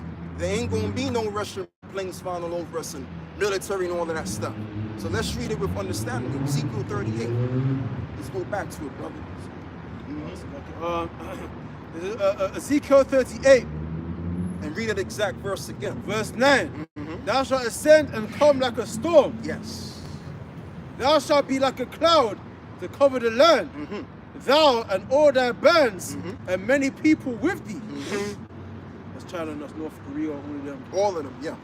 Thus saith the Lord God, it shall also come to pass that at that same time shall things come into thy mind. Right. And thou shalt think an evil thought, Okay. and thou shalt say, Now- I will go up to the land of unwalled villages. Now, what I want to go into, right, is just real brief, because the defense, your defense is your military, Right. yeah. And the thing with America, America doesn't have the proper military power, you know, due to the the androgynous community, I call, right? Because of them, it's weakened their structure. And what I've also found out is that their military, their nuclear weapons are faulty, and it's old nuclear weapons that they have from the afterwards of World War II. So they got that old shit. Russia got the highly tech updated shit. So America, their defense mechanisms are not as secure as it's supposed to be. Go on, brother. Because he said the Most High will put an evil thought into the minds of Gog and Magog and all the bands that are with him. Yeah. So they're going to think, man, well, fuck this motherfucker, man. God. Had enough of this guy. And I just quickly say, Put a missile in his ass, man. Right? Putin's already talking shit about them anyway. He's already talking shit about the West, man. Left, right, and centre, talking about how Africa shouldn't be dealing with them because all they're doing is, you know, when he made a statement about Africans when they get rich, they spend their money in the West and everything else, and because the West has been plundering Africa, right? So all they do is end up dying. So that when they die, they bury themselves in Africa. So Africa's just a graveyard. God, that's right, because brother. it's been rinsed out by the rest of the world. See? You're going up. Go on. There's Ezekiel 11 verse 5. And the Spirit of Yahweh fell upon me and said unto me, Speak, thus saith the Lord. God. Thus have ye said, O house of Israel, for I know the things that come into your mind, every one of them. Ouch, ouch, ouch. The Most High knows every single thought that comes into your mind, man. That's what I said when the Gog and Magog and all their bands with them, it's gonna come an evil thought into the man. But the Most High knows that thought because he put that thought right into your damn mind, man. That's right. Did you That's see? right. The Most High mustereth the host Of the battle. man. Yep. Must be feared. He's the one that's behind it. That's why he said he's the Lord. He's the Lord of hosts. is a man of war. Yep. He's a man because he's the God of war. Right. He's the God of war, Kratos, man. Kratos. He's the real Kratos. He's the real Kratos, And that's man. why it says. That's why it says the valley of Yahweh Shaphat, man. Because that's the place of the Lord's judgment, man. He's in control of all of that. Right. There's one more piece I'm gonna give back to you. No, that's all right. Amos 4, verse 13. Go on. For lo, he that formeth the mountains and createth the wind, and declareth unto man what is his thought. Break it down, brother. You got that, man. Right? That is self-explanatory. So, thank you. You can't get it deeper than that, brother. You can't get deeper than that, man. It says, it declareth unto man what is his thought. It says that maketh the morning darkness and treadeth upon the high places of the earth. Yahweh, the God of hosts, is his name. That's right, man. He's the one that declareth unto Gog and Magog and all the bands that are with him that evil thought that come into their mind. To go up to the what it says is On-world villages.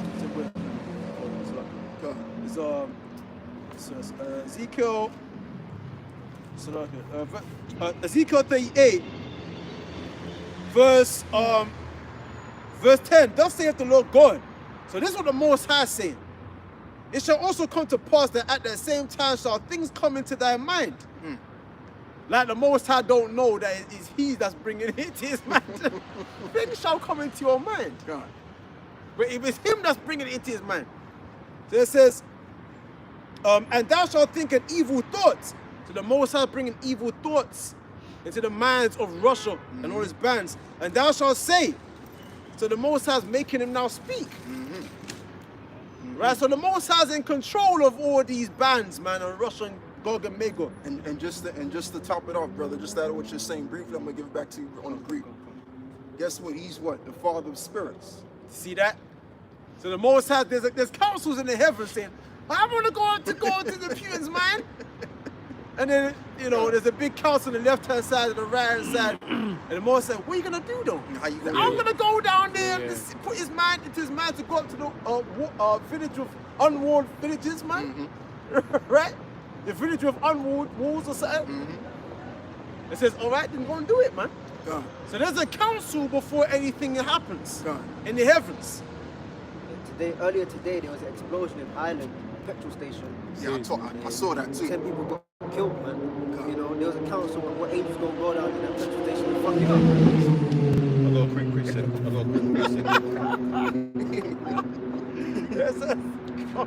This is Amos 3 and 6. It says, shall a trumpet be blown in the city and the people not be afraid? Right? Shall there be evil in the city And the Lord have not done it? And the Lord have not done it, man. Right?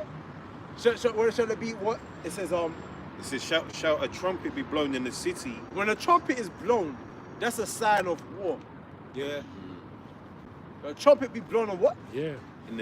Shall a trumpet be blown in the city and the people not be afraid? So war is coming to the great city. The war that sitteth upon many That nations. siren. Right? That's Isaiah 13. Their faces shall gather blackness. Yeah. The day of the Lord is a day of destruction or something like that, man. Right? So a trumpet will be blown and the people not be afraid. Of course they're gonna be afraid. There's no way out. No way out. You've been marked for death. So here it is, man. You know, the missiles is coming. You can't book an airplane, submarine out, ship out. Underground bunkers. Right, because all the petrol stations are shut down, so you can't drive your car. Even a Lambo, brother, that ain't gonna do shit. Can't do shit, man. Right? In all them movies, they have that same old bridge in America. Is it San Francisco Bridge? Yeah. Yeah, when all the cars are lined up there trying to get out. that scene. You know? Always Yeah. that scene. So you can't get out. So when the missiles come, when the trumpet be blowing and the people not be afraid, the Most High is declared war on America, the land of our captivity. Coming up. Yeah. Shall there be evil in a city and the Lord have not done it? Shall there be evil in the city and the Lord have not done it? The Most High is declaring evil against that great city Babylon, right? By engineering and pulling the strings of the minds of Russia and all his bands, Gog and Magog, man. I'm always picking that, you know. Right? So let me read that. It says, Better one, better. it's not good. Verse 11 in Ezekiel 38. God. And thou shalt say, I will go up to the land. We saw verse 10.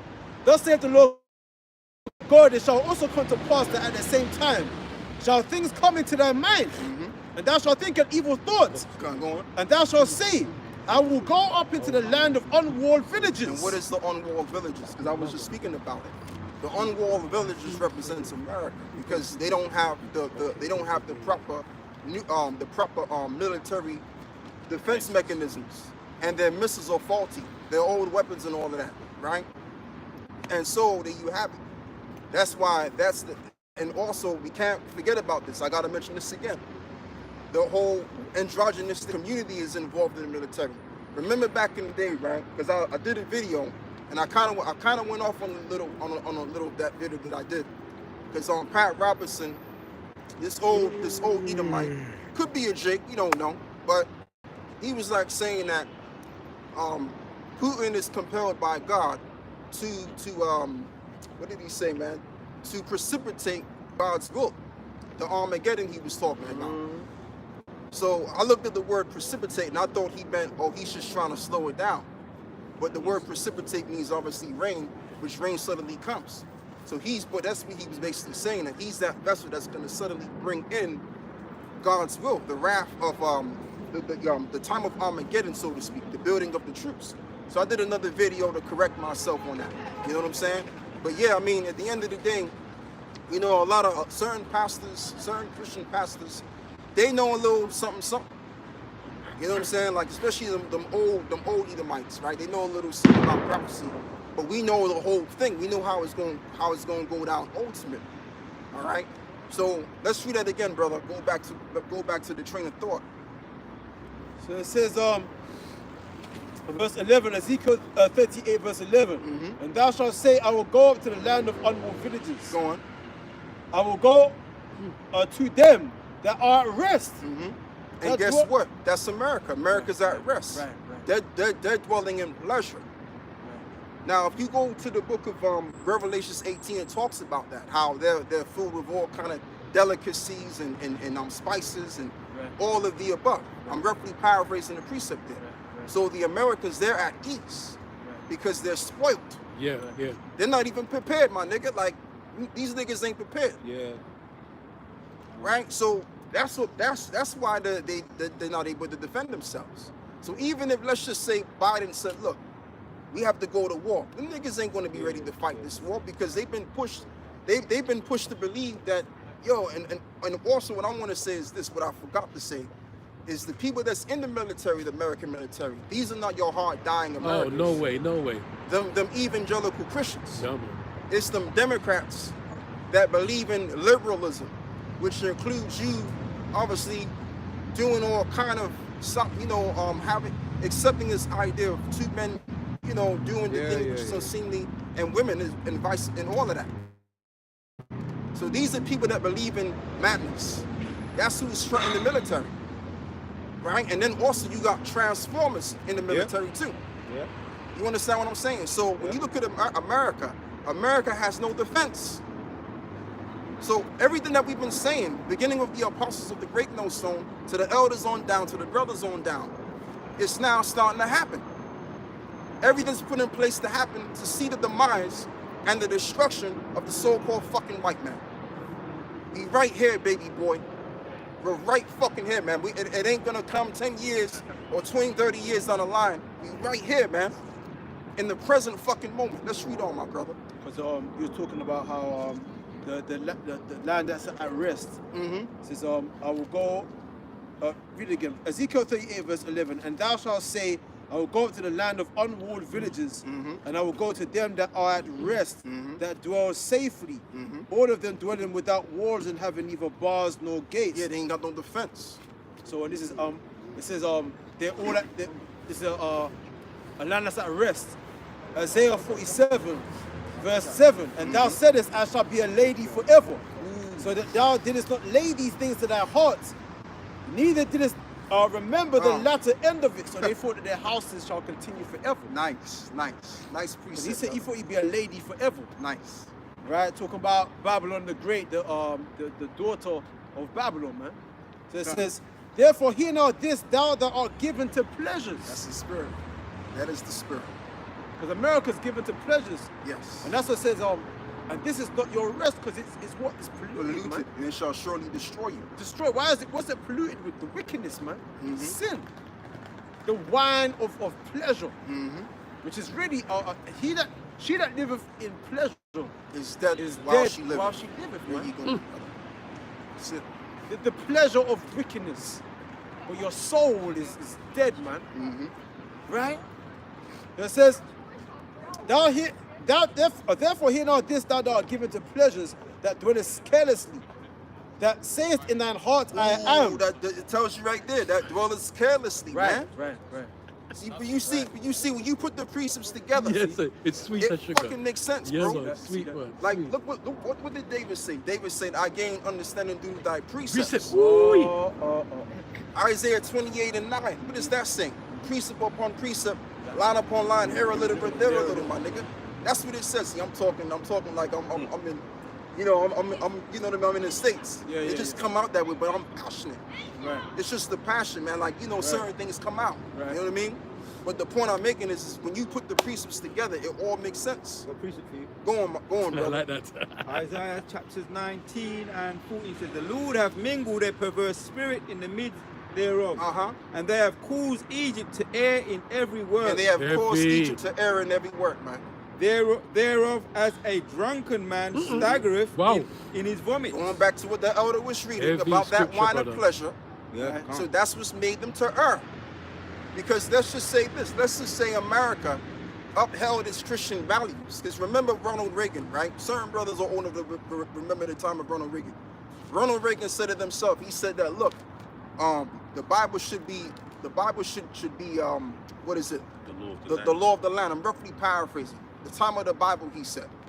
So why aren't they upholding that right now? There's a certain spirit that's disallowed them to uphold those values. It's the spirit of the Lord on the left-hand side, causing Egypt to err. Yeah. So if they would have upheld those Christonian, the Judeo-Christian American ways of Christianity, if they would have upheld that, they would have had them diehard Americans on their side to fight this war. Yeah, man. But instead, they got transformers and women and all kinds of debauchery of people in their fucking military. In God we trust. In God we trust. But what God are they talking What about? kind of God? The God of this world. The That's God it. of this world, which is Ah. To the power of the Yeah, air. man. Yeah. Satan himself. Yeah, that self-indulgent spirit will make you just get overweight and obese. Yeah, man. Right. So Yeah. The instant gratification spirit. Yeah. sit down and watching the fucking Netflix. So the last thing that's on their mind is Popcorn demon. going to war, man, and being Paid shit. and going to war and being patriotic for their country. Yeah. A lot of them want to commit suicide over the Russians, which is the spirit. There's a little bit more. Let me carry on. Go. Of Isaiah 19 and 15 says, neither shall there be any work for Egypt which the head or tail, branch or rush may do. In that day shall Egypt be like unto women, and it shall be afraid and fear because of the shaking of the hand of the Lord of hosts, which he shaketh over it. Which he shaketh over it. And I tell you what, brother, hold on to that, bro. I want you to, because you read another precept. Yeah, man. Right before that, man. it was Jeremiah 50. Yeah. Verse 9. I want you to hold that on deck and hold that on deck too. Because we're gonna get back to them precepts. Yeah, when we read Ezekiel 38. So let's go back to Ezekiel 38. So it's getting real juicy out here, man. It's getting real flavorsome here. Right. Go on, my brother. Back in Ezekiel 38, verse 11. And thou shalt say, I will go up to the land of unwalled villages. I will go to them that are at rest, As we broke down already, go on. that dwell safely. All of them dwelling without walls. But that's which is the safety, the sudden destruction coming upon them. Now those safely, all of them dwelling without walls, and having neither bars nor gates. Sudden destruction come up upon them. Right? Having neither bars or gates. Oh, no, you're talking about it's in Thessalonians. You know where it reads. Yeah. I tell you what, somebody pull that up, I put man. it on deck. Oh, you gotta read that. This is 1 Thessalonians chapter 5, verse 3. For when they shall say peace and safety, then sudden Yeah, destruction you break it down because you cometh upon them as travail upon a woman with child, and they shall not escape. You see what I'm saying? So when they shall say peace and safety, that's when sudden destruction cometh upon them. Because as the scripture goes in Luke, it says they were all partying and drinking, getting married. And then what happened? As soon as that rain came down, Rain of missiles. but the door was closed on them, man. So they had to face the music. They had to face it. They had to face the judgment. The water levels rised up, right? And they were all swept away in their wickedness, man. You see that? So it says, read that against the lucky. And it says in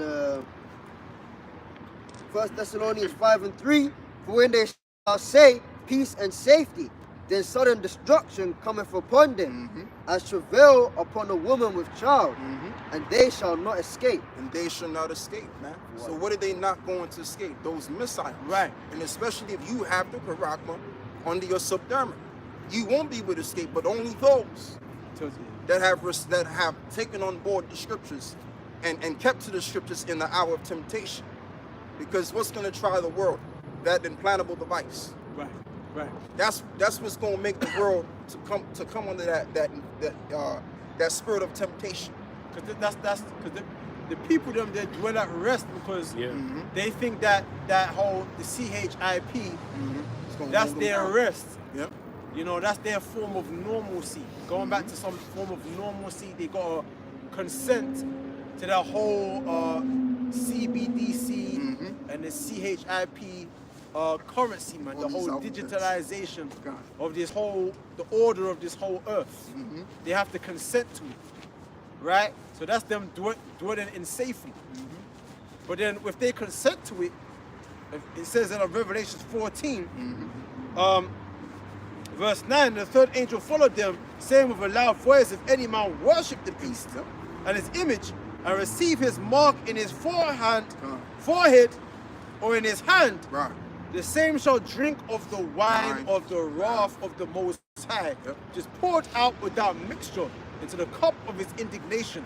And he shall be tormented with fire and brimstone in the presence of the holy angels and in the presence of the Lamb. So let's show you that you're going to be destroyed with the missiles from Russia, man. From Russia with love. Right? Kind regards, man. Yeah, man. Right? Good riddance. Good riddance. The emoji with the heart. And also the missiles. Missiles from the beast too. These that hate the whore. Can't forget that. You right? Plus the chariots. Right, the chariots. All these European nations, which are all members of what the Roman, the new Roman system. Right? They're all gonna be sending a kind present to America, man. Right? Christmas packaging, Valentine's. Yeah, man. Right? That red bowl. The red bowl. And you're going to drink of the wine of the wrath of the Most High, which is poured out without mixture. So you're going to get the full potency of the destruction. Because when something's mixed up, the dilution. Yeah, dilution. It's watered down. You're going to get is be without mixture into the cup of his indignation, which means righteous anger. And he shall be tormented with fire and brimstone in the presence of the holy angels and in the presence of the Lamb, which is Yahweh Shai. So at the same time while America's being destroyed and all them that have taken that thing inside their head and their hand, you're going to be destroyed right before Yahweh Shai when he comes, man. And he invades planet Earth in power and great glory. That's right. See, and the missiles, the fire and brimstone, where's that coming from? That's coming from Gog and Magog and all his allies. That's Ezekiel 38. That's right. So it says, Ezekiel 38, verse 12, to take a spoil and to take a prey. And thou shalt say, I will go up into the land of unruled villages. I will go to them that are at rest, that dwell safely. All of them dwelling without walls and having neither bars nor gates. As we expounded upon what it is going. To take a spoil and to take a prey. To turn thine hand upon the desolate places. Now he's talking about going. Now Ezekiel was speaking about them going to invade Israel now. Go on. Turn thine hand upon the desolate places that are now inhabited. Because remember, you're going to have certain places around the world that are being desolate, and they're going to be rebuilt back. But the land of America will not be rebuilt back. That's the kicker. Right. Okay. And without further ado, before we even go further, let's get Isaiah 13, shall we, please. So this is getting ready to happen, man. As we're talking about the prophecies are in activation. See, they never ever thought that one day a bunch of niggas would wake up and realize all this information, man. They thought we were going to be sure. They thought we were going to see everything but now we see it. The Lord made the weak, the Lord has chosen the weaker things. It's been about Foolishness. so they didn't know. They just thought we were gonna be niggas all day, everything, and we got the lowest of the upper hand. No, man, this is a new time. This is a new generation where the saints are being risen back up as in the days of old, coming back to the knowledge of the Heavenly Father. So when you have the knowledge of the Heavenly Father, you know everything. This is why the Bible is known as the book of fucking life, man. Alright? Book of life. You know all about life, man. You know what's getting ready to go down. Listen, we ain't like the average person. We walking around on our heat. Like, we know exactly what's going on. We can read spirits, man. Alright? We know what the politicians are going to do before they even fucking do it. Because what the politicians are doing, they're only fulfilling prophecy because of the angels on the left-hand side. Them demons is working with them, man. We know their ultimate conclusion. We know the ultimate conclusion. Their ultimate conclusion, as it's in the scriptures. The Most High has been put in their minds to turn against the Lord. Right? And to make a naked desolate, eat of flesh and burn out with fire, man. And it says it in the last verse too in Revelation 17:17 that the purpose of God that should I'm roughly paraphrasing it, you know. So yeah, this is the thing, man. They didn't know this was going to be the case, and this is why, man, like it reads in the book of Revelation, the 11th chapter, that when they stood up on their feet, great fear fell upon them. Why did great fear fell upon them? Because the prophets are giving the message. What is that message? The ending of this world. We represent the ending of this revival version of the Roman Empire. And the elites know this, and they're shitting fucking bricks, man. All right? They're shitting themselves because they know that we represent their downfall. We're actually telling them what they're going to do before they even fucking do it. That's some scary shit. Here's one verse we could tell Please them. bring that to me. Obadiah 1 verse 18. And the house of Jacob shall be a fire, and the house of Joseph a flame, Come. and the house of Esau for stubble, Yep. and they shall kindle in them and devour them, and there shall not be any remaining of the house of Esau, for the Lord our power have spoken it. Yeah, and that's going to happen after they serve 1,000 years of slavery. When they serve 1,000 years of slavery, they're going to get burned up. They're never going to exist, never again. All of the creatures that the Lord created, from a major-sized creature to a minor creature, a centipede, are going to remain on the earth. But Esau will no longer be those creatures that will never exist again on the face of the earth. Now that's hate for your eyes, man. When the Lord said he hated Esau, hey, man, the Most High wasn't playing. And that scripture seals the deal on that right there. But the scripture says, Ecclesiastes 4 verse 16, there is no end of all the people, even of all that have been before them. They also that come after shall not rejoice in him. Surely this also is vanity and vexation of spirit. But it says, there is no end of all the people, even of all that have been before him. So that's a major turning point. The extermination of an entire nation of people.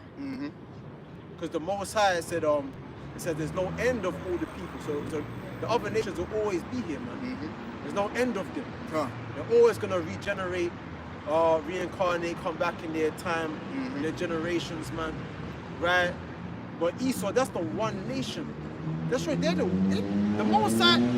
See, the Most High has to change his whole program just for Esau, man, because he's so wicked.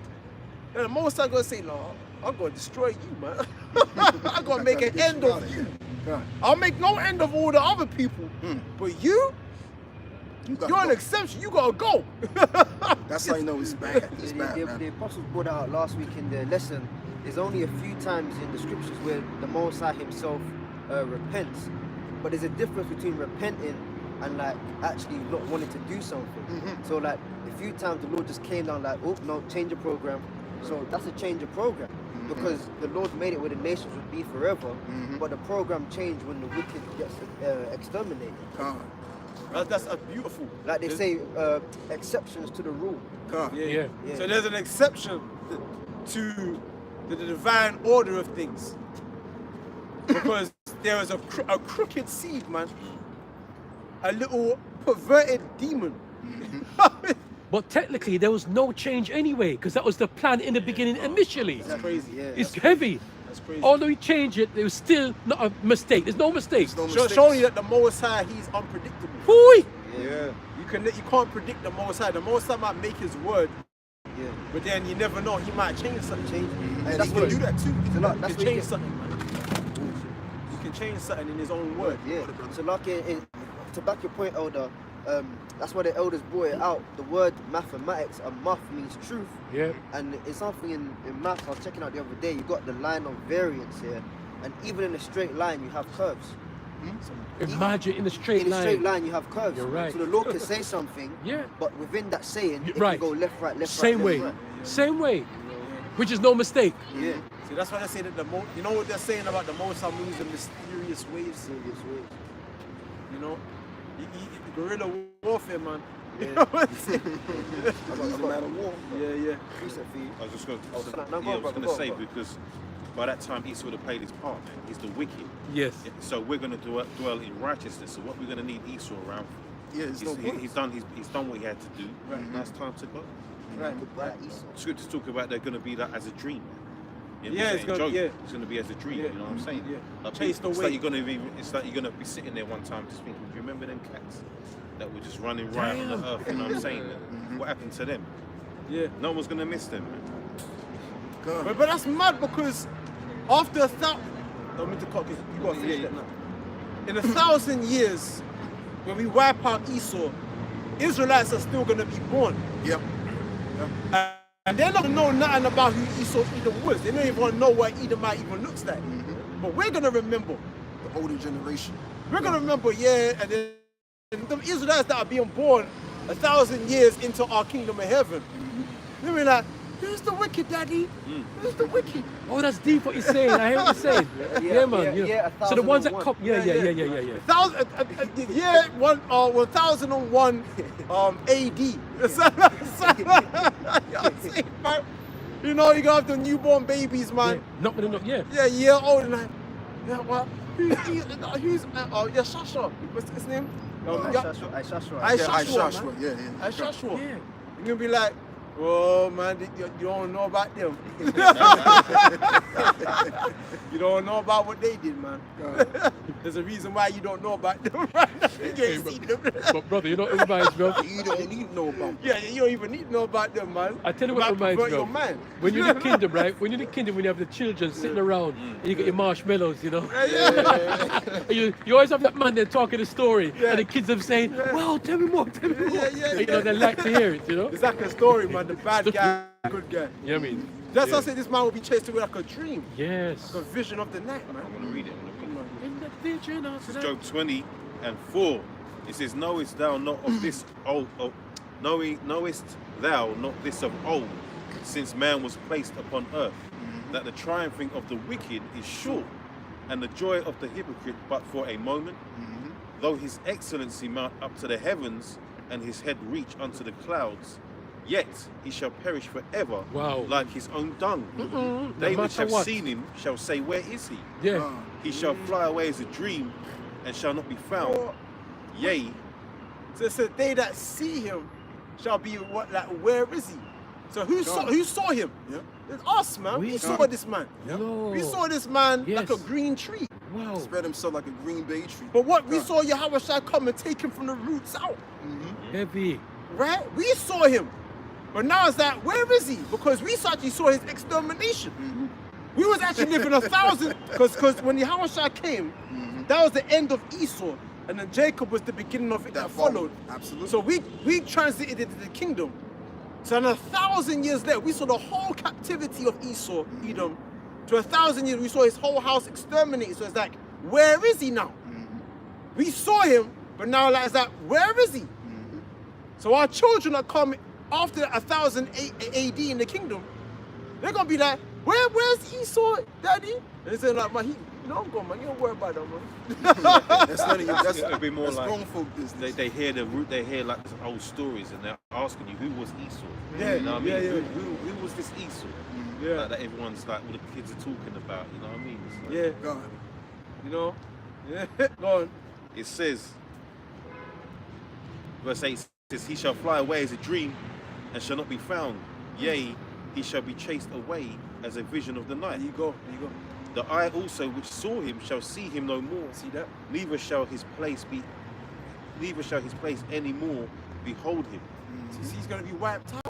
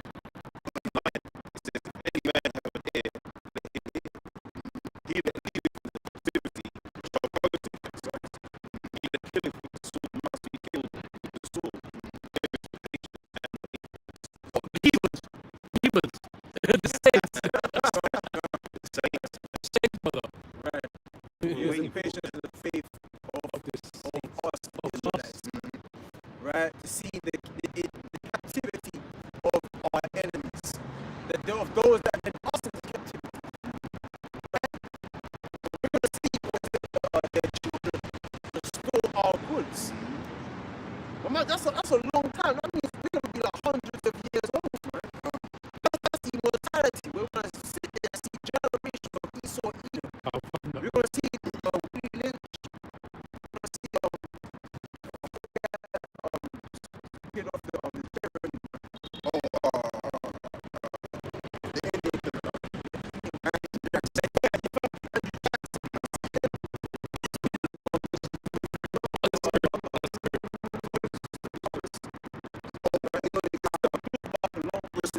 Right. But I'm talking. You remember the other guy in that chopped the hands up Oh. from Belgium? King Leopold King the third from Belgium. I want him, man.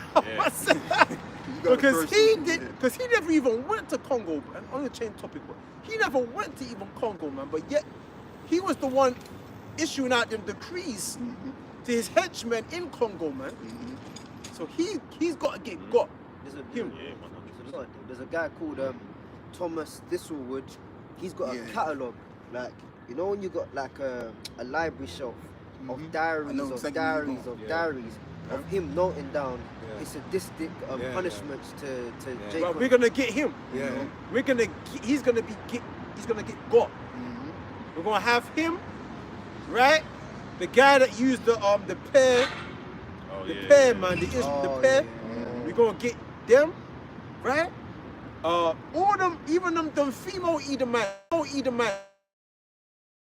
man. Oh, don't forget them. Oh, yeah, there's one that I remember. Margaret Sanger, we're gonna get her, right?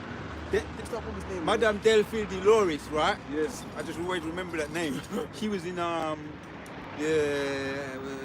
is it again? Where's that place, man? Memories.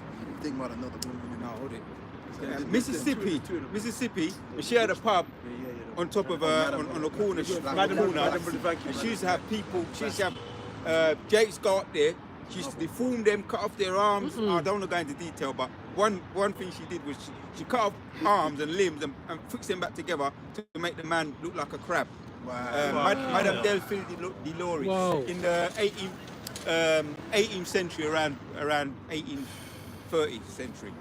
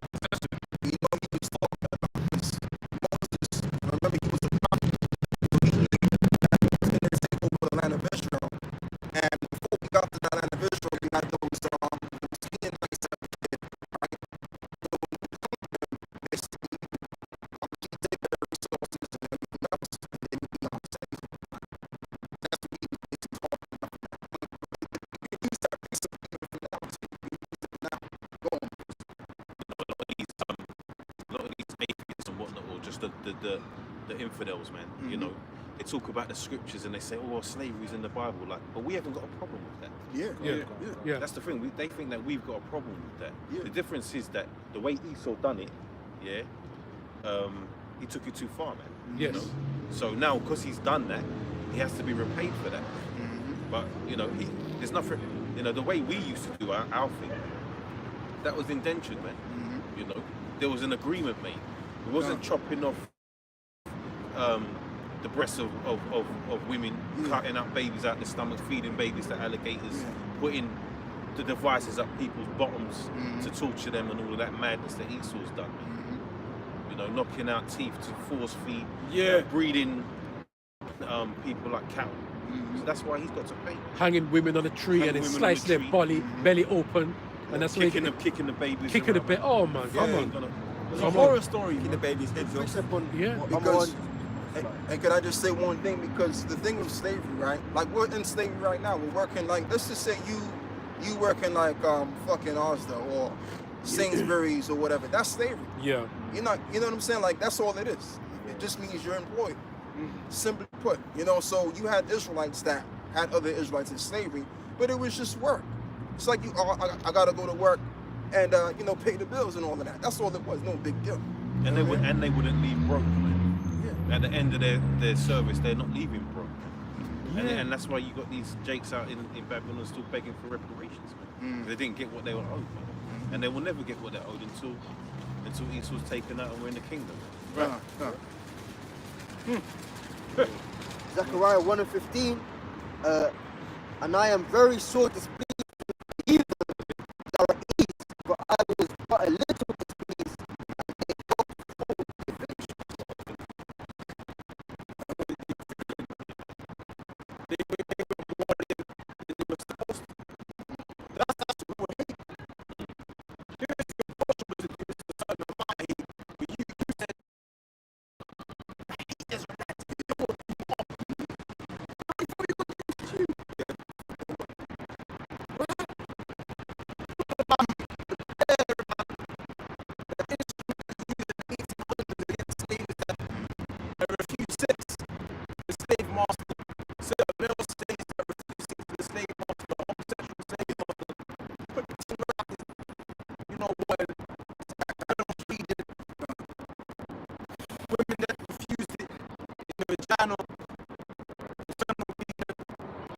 Couldn't bring any children.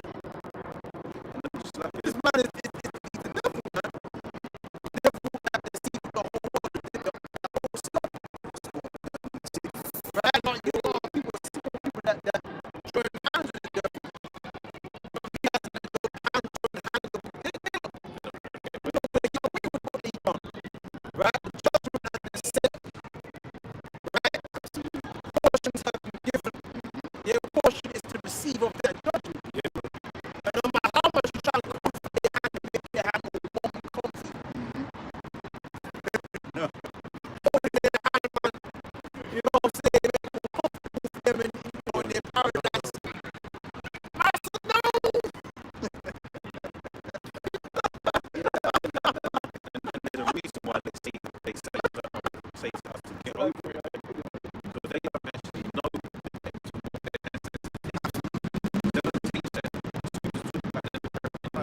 and they don't, you told people to be able to teach some of them that thing in sense to them schools. Yeah, if you see that the reality of what they did as a people.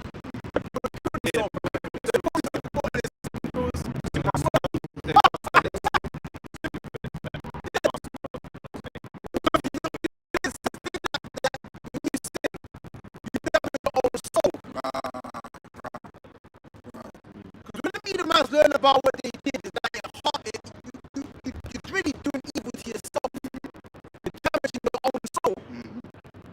That's why I'm eating about all of a sudden. They're in denial. They don't want to face up to what they did. They want to project. Because that's a lot of pain to acknowledge that the evil that you've done. It stinks. So, right? I'm telling you, man, that's a lot of accountability. That's a lot of confessing.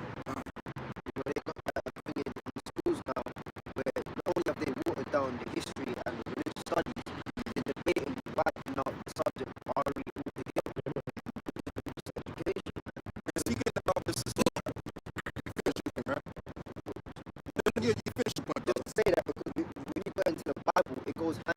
with slavery. It goes hand in hand with history, man.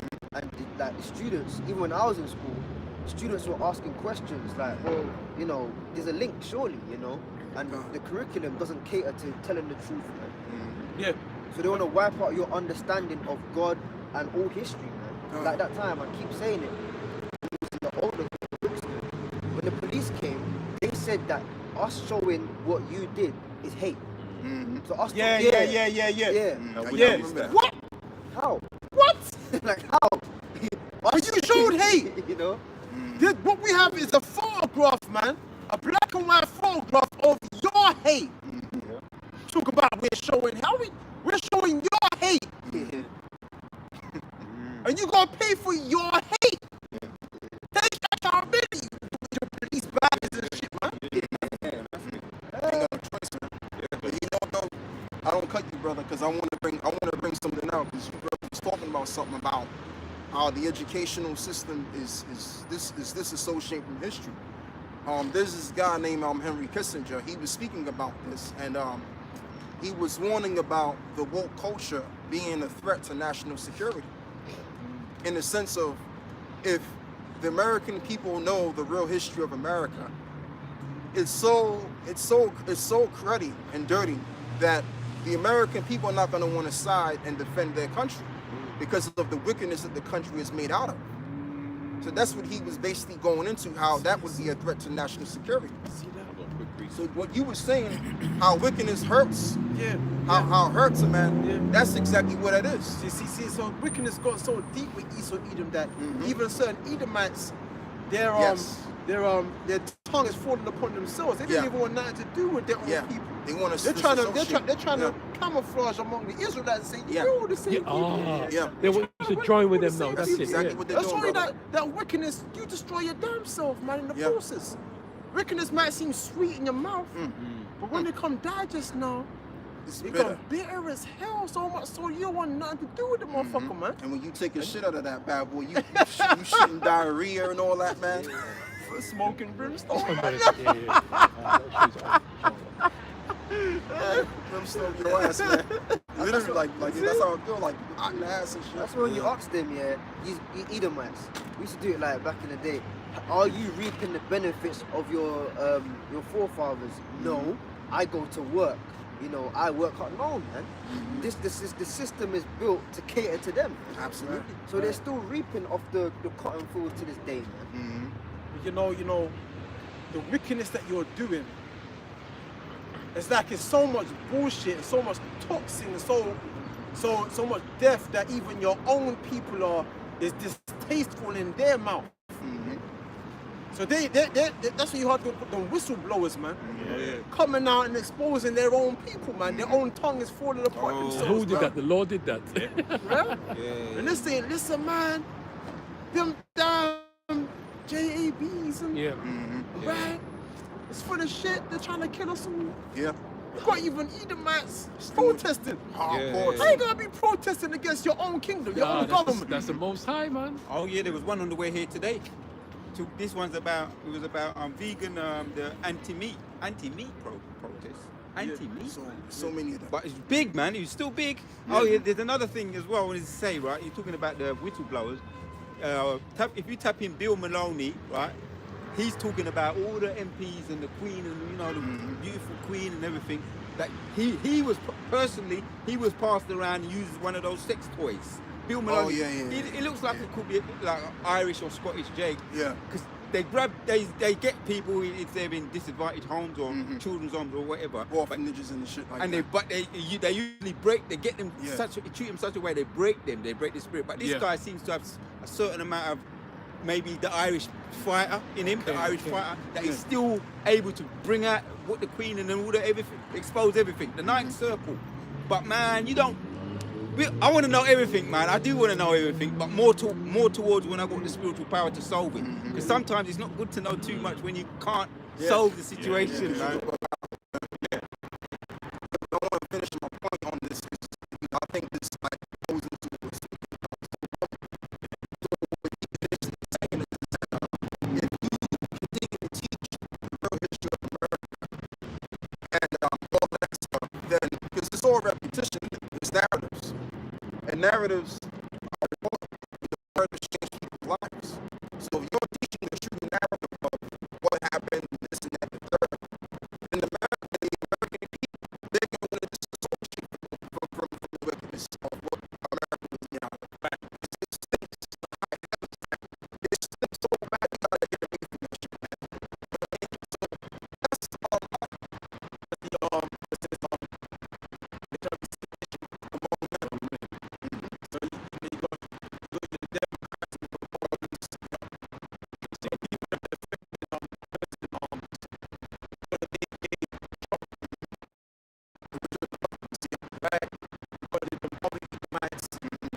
you see, that's the split. Lost was, man. You know, lost.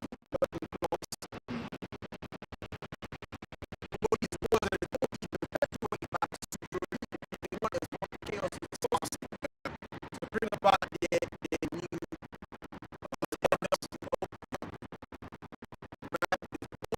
being manufactured by them.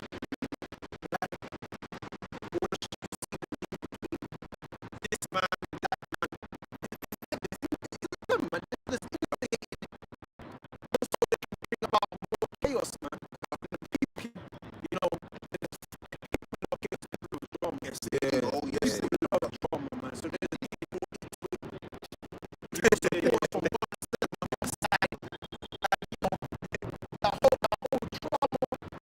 then they just make your money out of it. Mike Tyson, I heard Mike Tyson say he said that in butchery, you have one corner and the other corner.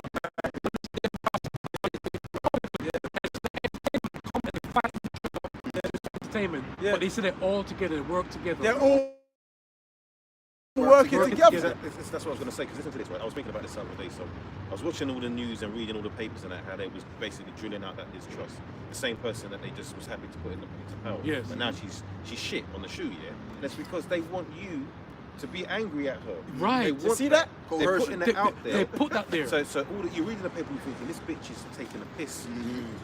All her cohorts, they're taking the piss, they're mugging us off. Right. You know what I mean? So everyone's getting angry about this now. So you're gonna start hitting the streets. Sooner or later, people are gonna start hitting the streets. It's all People designed. keep saying, "Oh, when is it gonna really? When are people really gonna? They're gonna do it. They're gonna do it. They're gonna do it. You have And to then they, just. it's like they gave her lines to say. Yeah. Remember when she Yes. said, She yes. knows said, what's happening. Yeah, she said, I don't mind being hated by the public to push go. forth. Oh yeah, she economic did say agenda. that. Yeah. Because she's a part of the plan. But yeah, brothers, with that, I want to finish. I want to get back to Ezekiel 38 and go through all of this because people are gonna get what they want at the end of the day. And I mean, let's just be real about it. Even we like drama too. We like a little drama. Let's be real about it, man. You know what I mean? I'll be the first one to admit I like a little drama.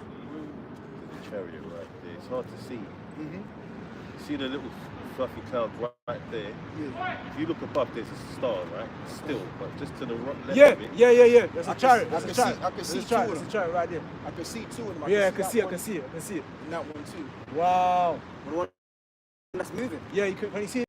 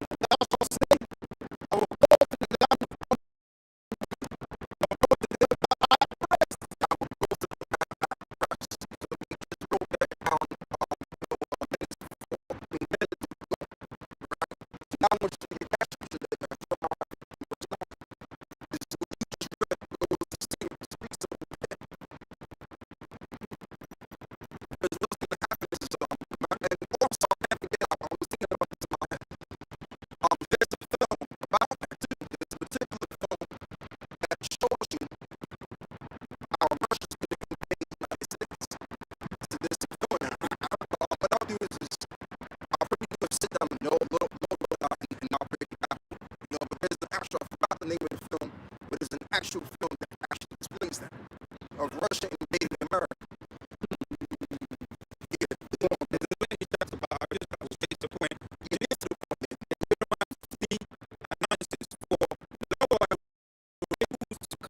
Up against Babylon, an assembly of great nations. And the assembly of great nations, the assembly of great nations is in the same Ezekiel 38. Go on. From the north country, and they shall set themselves in array against her. Right, and shall set themselves in aware against her. So you know what Jeremiah is doing? Jeremiah, in verse 9, if I'm correct, right? He's basically reiterating what Ezekiel was saying in 38. On how all of them nations, Gomer and all of their bands together, are going to come up against Gomer is basically Russia, right? So all of the bands of Gomer are going to rise up against America, as he's reiterating. Go on. Against her from thence she shall be taken. Their arrow shall be as of a mighty expert man. None shall return in vain. None shall return in vain. So those missiles, they're just going to keep coming and coming and coming and coming and coming until America is no more. 5,000 square mile desert is what it's going to become. Because the thing with those Russians, yeah, they got those missiles like none other. They got us a missile called Satan, and they got some other missiles too that it can wipe half of the United States of America off the face of the map. Satan 1 and 2. Satan 1 and 2. All they got to do is drop them 3 bad boys. America's finished. But they can maneuver them. And they can maneuver them too. And they also got missiles that can go above the missile defense systems of America. They won't be able to detect. So this is a reality, man. Go on, brother. 10 now. And Chaldea shall be a spoil. All that spoil her shall be satisfied. And all that spoiler shall be satisfied. So they're going to be in the spirit of wanting to do this. Like these nations, yeah, they're like pit bulls ready to pounce their missiles on America. Like it's like, for example, like we're itching to receive vengeance of our nation.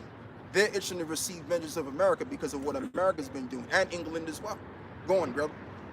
Of the Lord, saith the Lord, because you were glad, because ye rejoiced, O ye destroyer of mine inheritance. Wow. And that's the point. Because because think about it. America became established, the Western world, because really, let's just be honest, right? Yeah, we look at America, but we also got to look at the originator of America. That's Great Britain. As it is written in the book of Revelations, that the 8th horn came out of the south. Yeah. So Britain basically formulated the America that we know today. America came up by with them. setting up those 13 colonies, right? And through all of that, we had to suffer and endure that, because it really took Britain to destroy the saints. The reason why Jake is at the bottom and the so-called Negroes are nobody today, it all begun with Britain. Britain stemmed that, the whole transatlantic slave trade. So they fucked with the Lord's inheritance. That's why this is going to happen. That's why the nuclear war is going to happen. Just real quick, give me the book of Joel 3. Because remember, the Lord has a controversy with Zion, man. Specifically, Elder, the city of London, because that's actually another established country. Yeah. And the city of London is not even part of England. It's not a part of England. Apparently the Queen can't. For bringing down the saints, the Israelites. Fucking inheritance. Yeah, go on, brother. This is Joel. I have a controversy with Zion. Joel 3.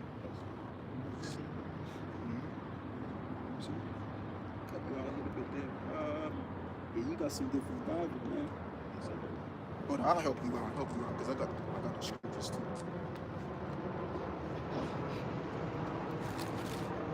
I had something Joel 2 earlier, but I don't think it's the one you want.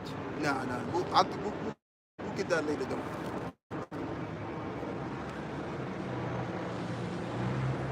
Like the elder was saying, the city of London, that's why they got their, Canary Wharf, East Central London, and all of these places, they're built on them leyland. Satanic man. You know? They have a whole different vibe out there. Yeah, this is, it's verse.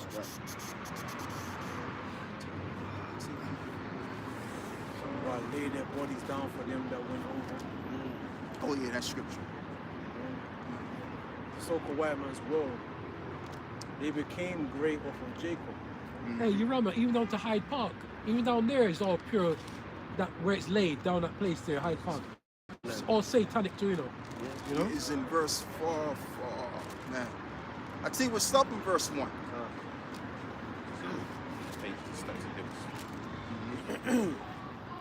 Sausage man, I come. Such it. It says Isaiah 53 verse 22. Thus saith the Lord. Hold on, brother. Hold on. It's all right. Because I want to get this exact precept, man. Ready? Yeah, you know what I want, right? Controversy, right? The fuck? He comes in all the time. We're like, whenever we Yeah. This is his spot. Like, he always here. Come. come back night time to some shit. Selling them pork dogs, man. Jumbo pork dogs. Yeah, Was in the second Better rack. be beef dogs, man. Second rack it was 7. yeah, read it, brother. Go on. They try to feed that pork. Maria, sausage money. Yeah, for the controversy of Zion. Sausage. Oh, was that the one you want? Yeah, that's the one I want. Yeah, Whenever 2 or 3 are gathered, Satan. it's in the midst. Yeah. No doubt, I'm in the midst. Right, that's That's Isaiah, isn't it? yeah, Isaiah. Isaiah 34. Did you Yeah, have that? You had that too. Yeah. It's Isaiah 34. 34 and 8. Yeah. Isaiah 34 and 8, it says, for it is the day of the Lord's vengeance and the year of recompenses for the controversy of Zion. Yeah, come on. Go on. And the streams thereof shall be turned into pitch, and the dust thereof into brimstone. Yeah, so this is the thing. Because all of these nations had some kind of responsibility having a hand in our enslavement. They've scattered the nations. They've scattered us among the nations and used them and used us for their own benefit. So that's the ultimate reason why the nuclear war, the third war which coming quickly, is going to be actualized to judge these nations for the wrongs that they've done unto the Lord's inheritance. You understand? That's why this is happening, man. And we can also you can read Joel the third chapter too. You can go into that as well. But that's the real reason why this system is gonna blow the fuck up like you ain't never seen before. Because of the enslavement of the tribes of Israel, the so-called Negro to the Latinos to the Native American Indians. And all of these people that receive the mark in the image, they're gonna be destroyed right along with the beast that enslaved the Lord's inheritance. Go on, brother. Verse 9 says, and the streams thereof shall be turned into pitch, and the dust thereof into brimstone, and the land thereof shall become burning pitch. Right, and the land thereof shall become a burning pitch. Most likely America, more so, but also all of the different nations all around the world, and even Russia's going to become a burning pitch too. Because they think they're going to have the upper hand, right along with the Chinese. Everybody's licking their lambs thinking they're going to be the next in power. Not realizing that the Lord is setting them up to destroy themselves so that we can come and bring rule. It's all the setup, man. The Lord set these niggas up. That's what's going on geopolitically and all of that, right? Like the elder required, we used to call it the meat grinder. So he's preparing these nations, man, for that meat grinder. Basically what it is, you know? Yeah, so that's all I wanted, brother. And also get Joel the 3rd chapter too. You still got the Ezekiel joint, right? Yeah. Come. Yeah, Joel 3 and 1. Joel 3 and 1 says, for behold, in those days, Yeah, he had to get the step in. and in that time, You got what you want in the end. when I shall bring again the captivity of Jerusalem, I will also gather all nations and will bring them down into the valley of Jehoshaphat. Right, and I will bring them down to the valley of Jehoshaphat. Now, peep this, brothers. Now, I want you to, one of you brothers, please, I want you to get the story of Jehoshaphat. It's in, what is it, man? It's in 1 Chronicles chapter 20 about Jehoshaphat. And you'll see exactly what happened in that history. Because what happened in that history, Chronicles. yeah, 20. Because what happened during that time is what's going to happen in these times. Hence is why Joel likened this as the valley of Jehoshaphat, as you're going to see. Because Jehoshaphat was the king of Judah in that time. Where you want to start from? can stop. Jehoshaphat's name is not mentioned. Okay, it's probably I think it's Second Chronicles. Let me see something. Second Chronicles. I know I'm going a bit somewhere else, but I just want to make this point. Gotta wait there. Let me go get my phone. 'Cause I was reading it the other day. I think it's First Chronicles chapter 10. I'll find it.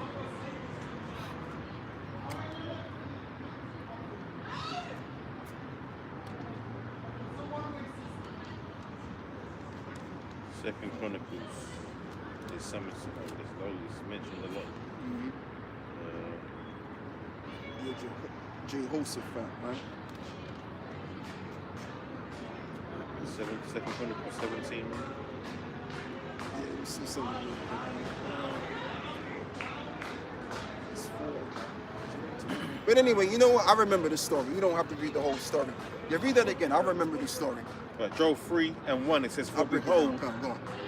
For behold, in those days and in that time when I shall bring again the captivity of Judah and Jerusalem, I will also gather all nations and will bring them down into the valley of Jehoshaphat. Yeah, just to keep it short, because I was reading it the other day, but yeah, like I was saying, what happened during the time of Jehoshaphat, which he was the king of Israel at the time. He was a Judite king. And what happened was all of them nations, I think it was Ammon, it was Moab and Edom.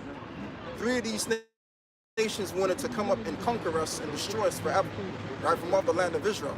So what happened was the king, he was actually scared. He was really scared, he was nervous. And then one of the prophets came before him to tell him, look, right, don't be worried about that. Don't be concerned about that, because the Lord said this and that and the third.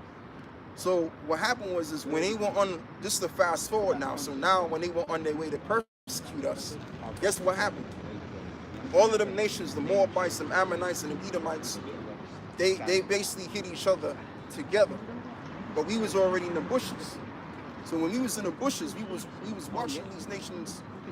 We was watching them and all of that, right? Well, actually, by the time we got into the bushes, because they clashed, as the Lord set it up to be, these nations, when they were fighting, what happened was we was in the bushes, and when we got in the bushes, there was dead bodies all around. There was dead bodies all around, but Israel was afraid. Israel was afraid of these nations conquering them.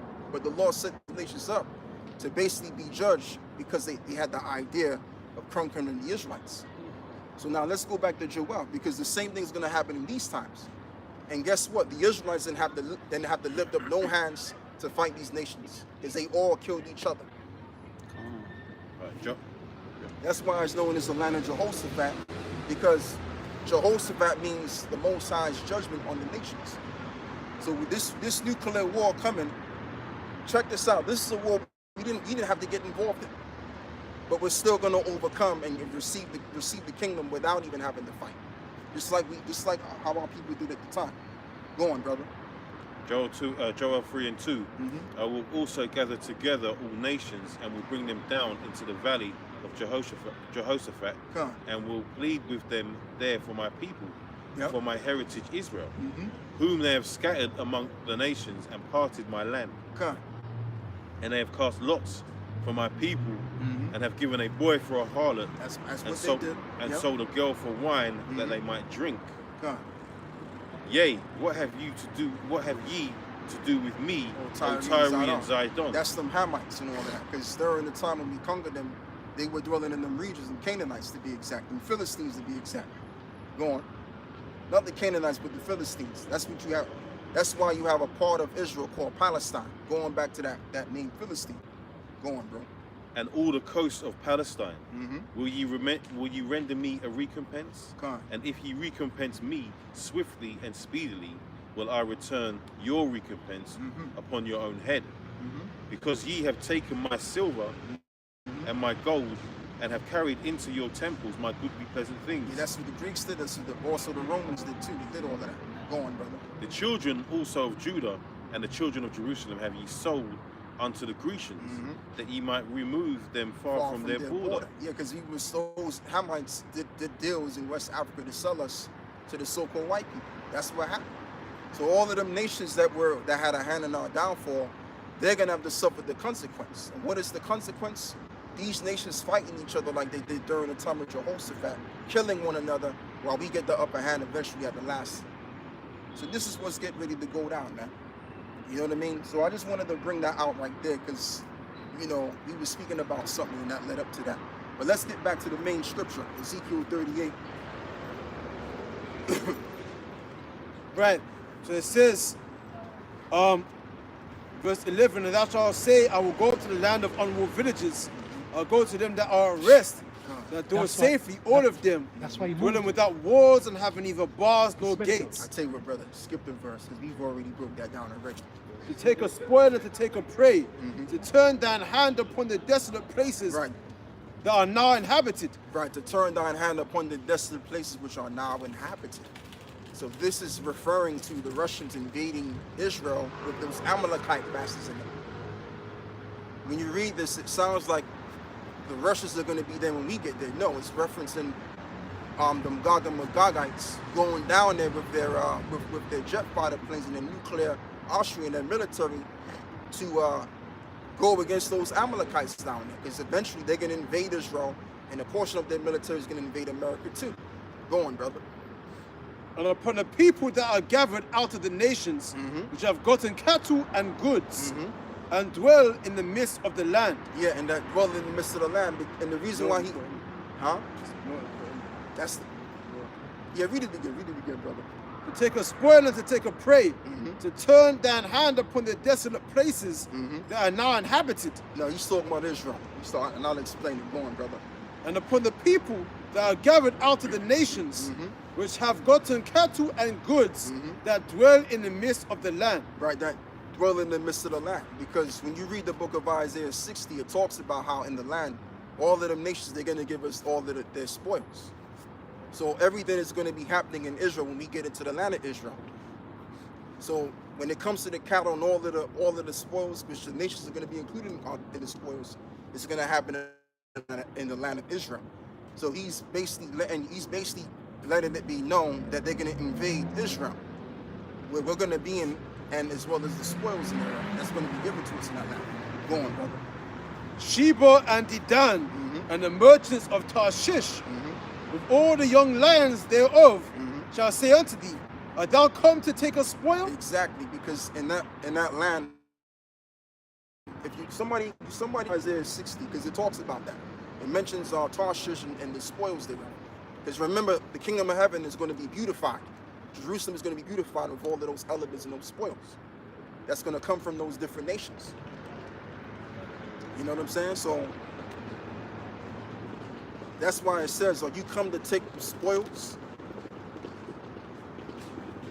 Because those Gogites are going to go down there and camp up against those Amalekites. Go on now. Hast thou gathered thy company to take a prey, To take the prey, go on. to carry away silver and gold? To carry away silver and gold, because where is that silver and gold gonna come? That silver and gold is gonna come from these other nations to buildify the Israelites. Therefore, rebuilding back Israel. You read that, brother. You got Isaiah something, 60? right? Isaiah 60, yeah. Salaki, I was looking for the verse.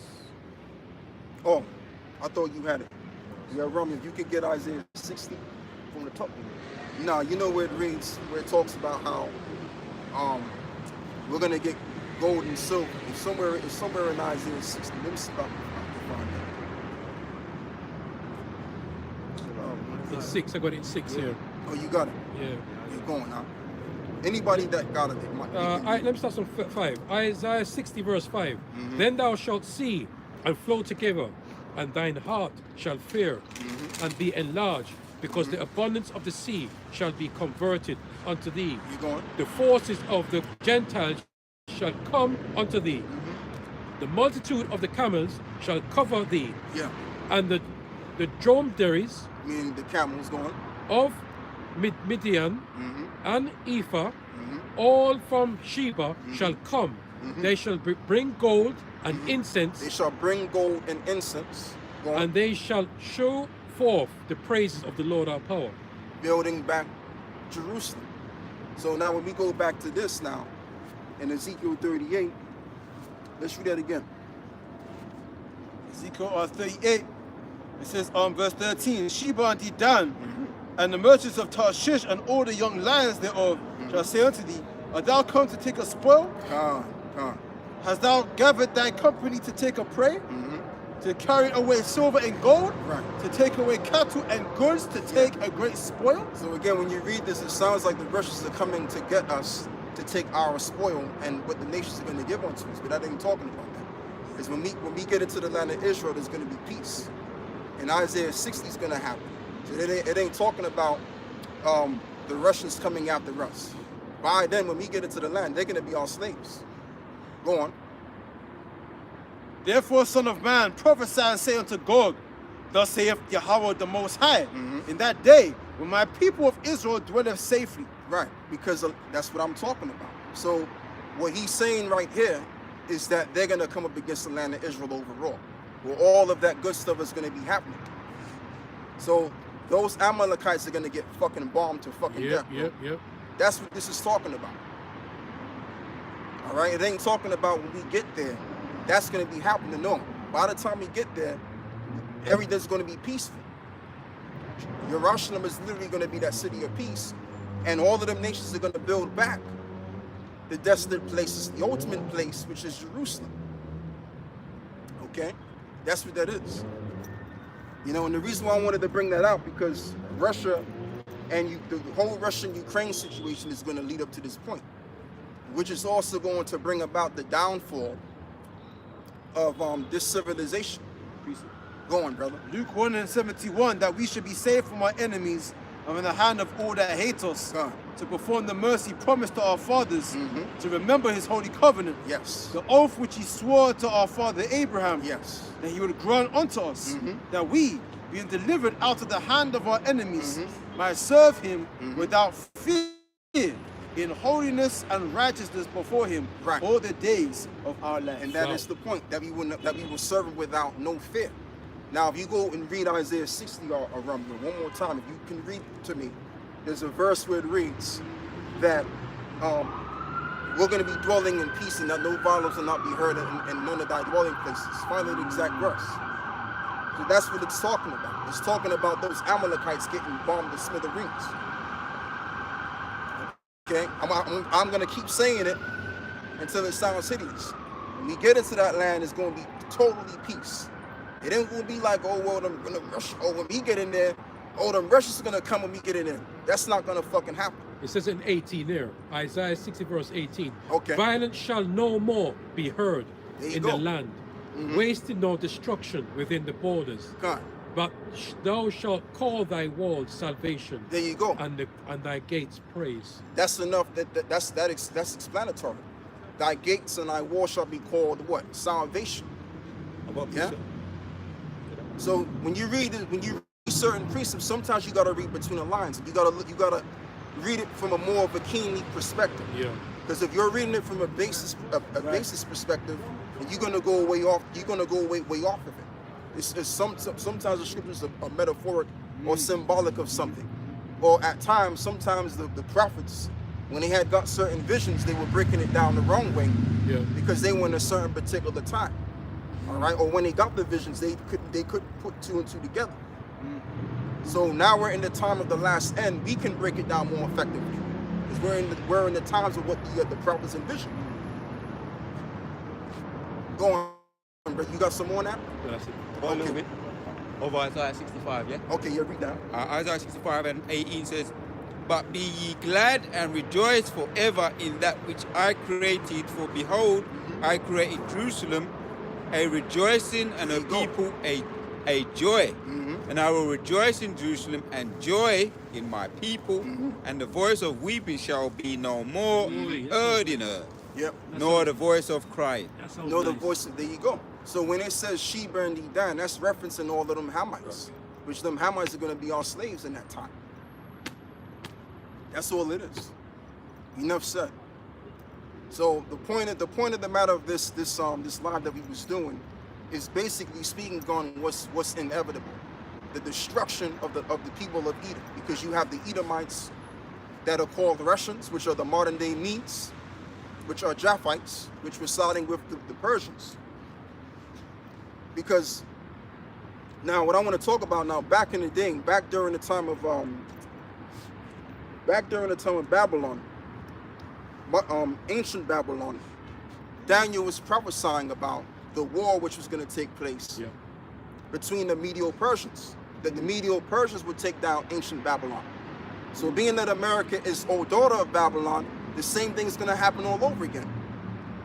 The modern day Persians, which are the Iranians, are going to side by side with the modern day Medes, which are the Russians, bringing down Babylon all over again. That's all it is. And in the middle of all of that, you're going to have all of these nations that are going to fight each other, and we're going to just be there cooling in the cut, as we're doing right now, as what we did during the time of Jehoshaphat, the king of Judah, when all of them nations came towards us and wanted to fight us and to kill us, but they wound up killing each other. The Medo-Persians are going to take over this devil, Babylon, again, man. That's deep, that's deep. God, as it is written, there is no new thing under the sun, saying that it's new. It have already been of old time. Go on, brother. What you just said. I'm just chilling, right? This is Isaiah 26, verse 20, and it says, "Come, my people, enter thou into thy chambers, and shut thy doors about thee. Hide thyself, as it were, for a little moment, until the indignation be overpast." There you go, because we're going to be beamed up in them ships. It's like that Noah coming back again, because that door was shut in. Yes. Right? For a little time. For a little time, yeah. Same way. Go on, brother. Revelation 15 and 1. It says, "And I saw another sign in heaven, great and marvelous, 7 angels having the 7 last plagues, for in them is filled up the wrath of Yahweh. And I saw, as it were, a sea of glass, mingled with fire, and them that had gotten victory over the beast." Yeah, because when we're in those chariots, as you just read, that basically we're going to overpass the judgment. We're going to be looking down at America and all of the different lands there, but mainly America to be exact. Let's just focus on America here. We're going to see it being covered in all kind of fires and flames and all of that. The sea, what is it? Like a sea of glass mingled with fire. Go on. So that must be side there. Yeah. And them that had gotten the victory over the beast, and over his image and over his mark. And over his image and over his mark. We didn't receive the mark. Go on. So that actually knocks out that bullshit that individual of the IUIC church was saying. Oh, you can repent if you take the mark. Nigga, you repent if you take the mark. Revelation 14 tells you that. And this tells you that. He's probably going to take that anyway. Yeah. and over the number of his name. He has it already. Hey, stand on the sea of glass. Look at that man's jacket. He's got a big eye, the all-seal eye in it. Yeah, Salakia. And that's what Salakia is, just to cut in on that. As I notice, a lot of people now accepted that image, whereas before it was controversial. When when people started talking about the Illuminati and that, and then you see people, everyone knew about their symbols and that. Now people are tattooing it on themselves and everything, man. So they've accepted that, the image, man, because that's part of the image as well. Oh, that's the spirit. That's the spirit. It says, and it says, and over his mark and over the number of his name stand on the sea of glass, having the harps of the Most High. And they sing the song of Moses, the servant of the Most High, and the song of the Lamb, saying, "Great and marvelous are thy works, O Lord Yahweh Almighty. Just and true are thy ways, thou King of saints." Yeah, so we're going to be delivered. We're going to be delivered, and we're going to see the destruction of the so-called white man, the Edomites, because that's what it's all about, baby. That's all we talk about, is the destruction of the so-called white man in this kingdom. But what's going to happen is we're not going to have to lay a finger to destroy them. They're going to destroy themselves. Their destructive mentality and their spirit alone is going to destroy them. So that's all there is to it. There's nothing more, nothing less. Okay? The destruction of the white man is upon us. Go on, brother. Now, as you said that, it was making me think, like, in ancient Egypt, we didn't go around killing us born. The spirit of Yahweh Shai went through the midst of all the streets in Egypt and killed the firstborn of everything living. Absolutely. This is Jeremiah 16, verse 14. "Therefore, behold, the days come, saith the Lord, that it shall no more be said, the Lord liveth, that brought up the children of Israel out of the land of Egypt. Huh. But the Lord liveth that brought up the children of Israel from the land of the north, There you go. and from all the lands whither he had driven them, and I will bring them again into their land that I gave unto their fathers. That's what's gonna happen. So we're gonna be brought. So what's gonna happen when America is destroyed, and Russia's destroyed, and England is destroyed? Guess what? There lies the resurrection, the physical resurrection of Jerusalem, which is what we are. We're the true Jerusalem. Those people those people in the land of Israel right now, they're not the real ones. They're what you call Edomites perpetrating the fraud. Liars. We're the real Jerusalem that's going to be resurrected. Remember, they called us black. What is black synonymous of? Death. All right, in the Latin it's more. So we're dead, coming into what? The invigoration, which is this truth. Yahushua said, I'm the way, the truth, and the life. And therefore, that's how we're going to be physically raised. And just by us being raised up in those chariots, it's going to project the literal resurrection of Israel. Go on, brother. Revelation 21:1, and I saw a new heaven and a new earth. For the first heaven and the first earth were passed away, and there was no more sea. And I, John, saw the holy city, New Jerusalem, coming down from the Most High out of heaven, prepared as a bride adorned for her husband. Yeah, so the New Jerusalem represents us. We're the New Jerusalem. Remember, we were born again. We were born again first through the Spirit by this knowledge and this understanding, being made wise to our salvation, and being beamed up into them ships, transforming into those new bodies. Therefore, what? Representing the New Jerusalem. Then we come back down and establish righteousness on the earth. Isaiah chapter 2 and everything else, enslaving the nations. All right, and therefore among them nations, there lies the rebuilding structure of Jerusalem. So again, as I'm going to say the fourth time, when we get into the land of Israel, it ain't going to be, oh, Russia's coming to get us. All right, them Russians are going to be in slavery. That's all I'm saying. All right, and the point of this live is to convey the point into the cosmos that this fucking white man is finished. From both sides, the Russians are finished and the Americans are finished. We're not taking those sides. We're just going by prophecy. And the prophecy is that this so-called white man is finished. He's finished, man. Right. Come on. And that's all we gotta say. Call all Paloyum La, Yahweh, Ba'ashem, Yahushai, Ba'ashem, Rakahakodash. War above the ball. War above the ball. Shalom. Shalom.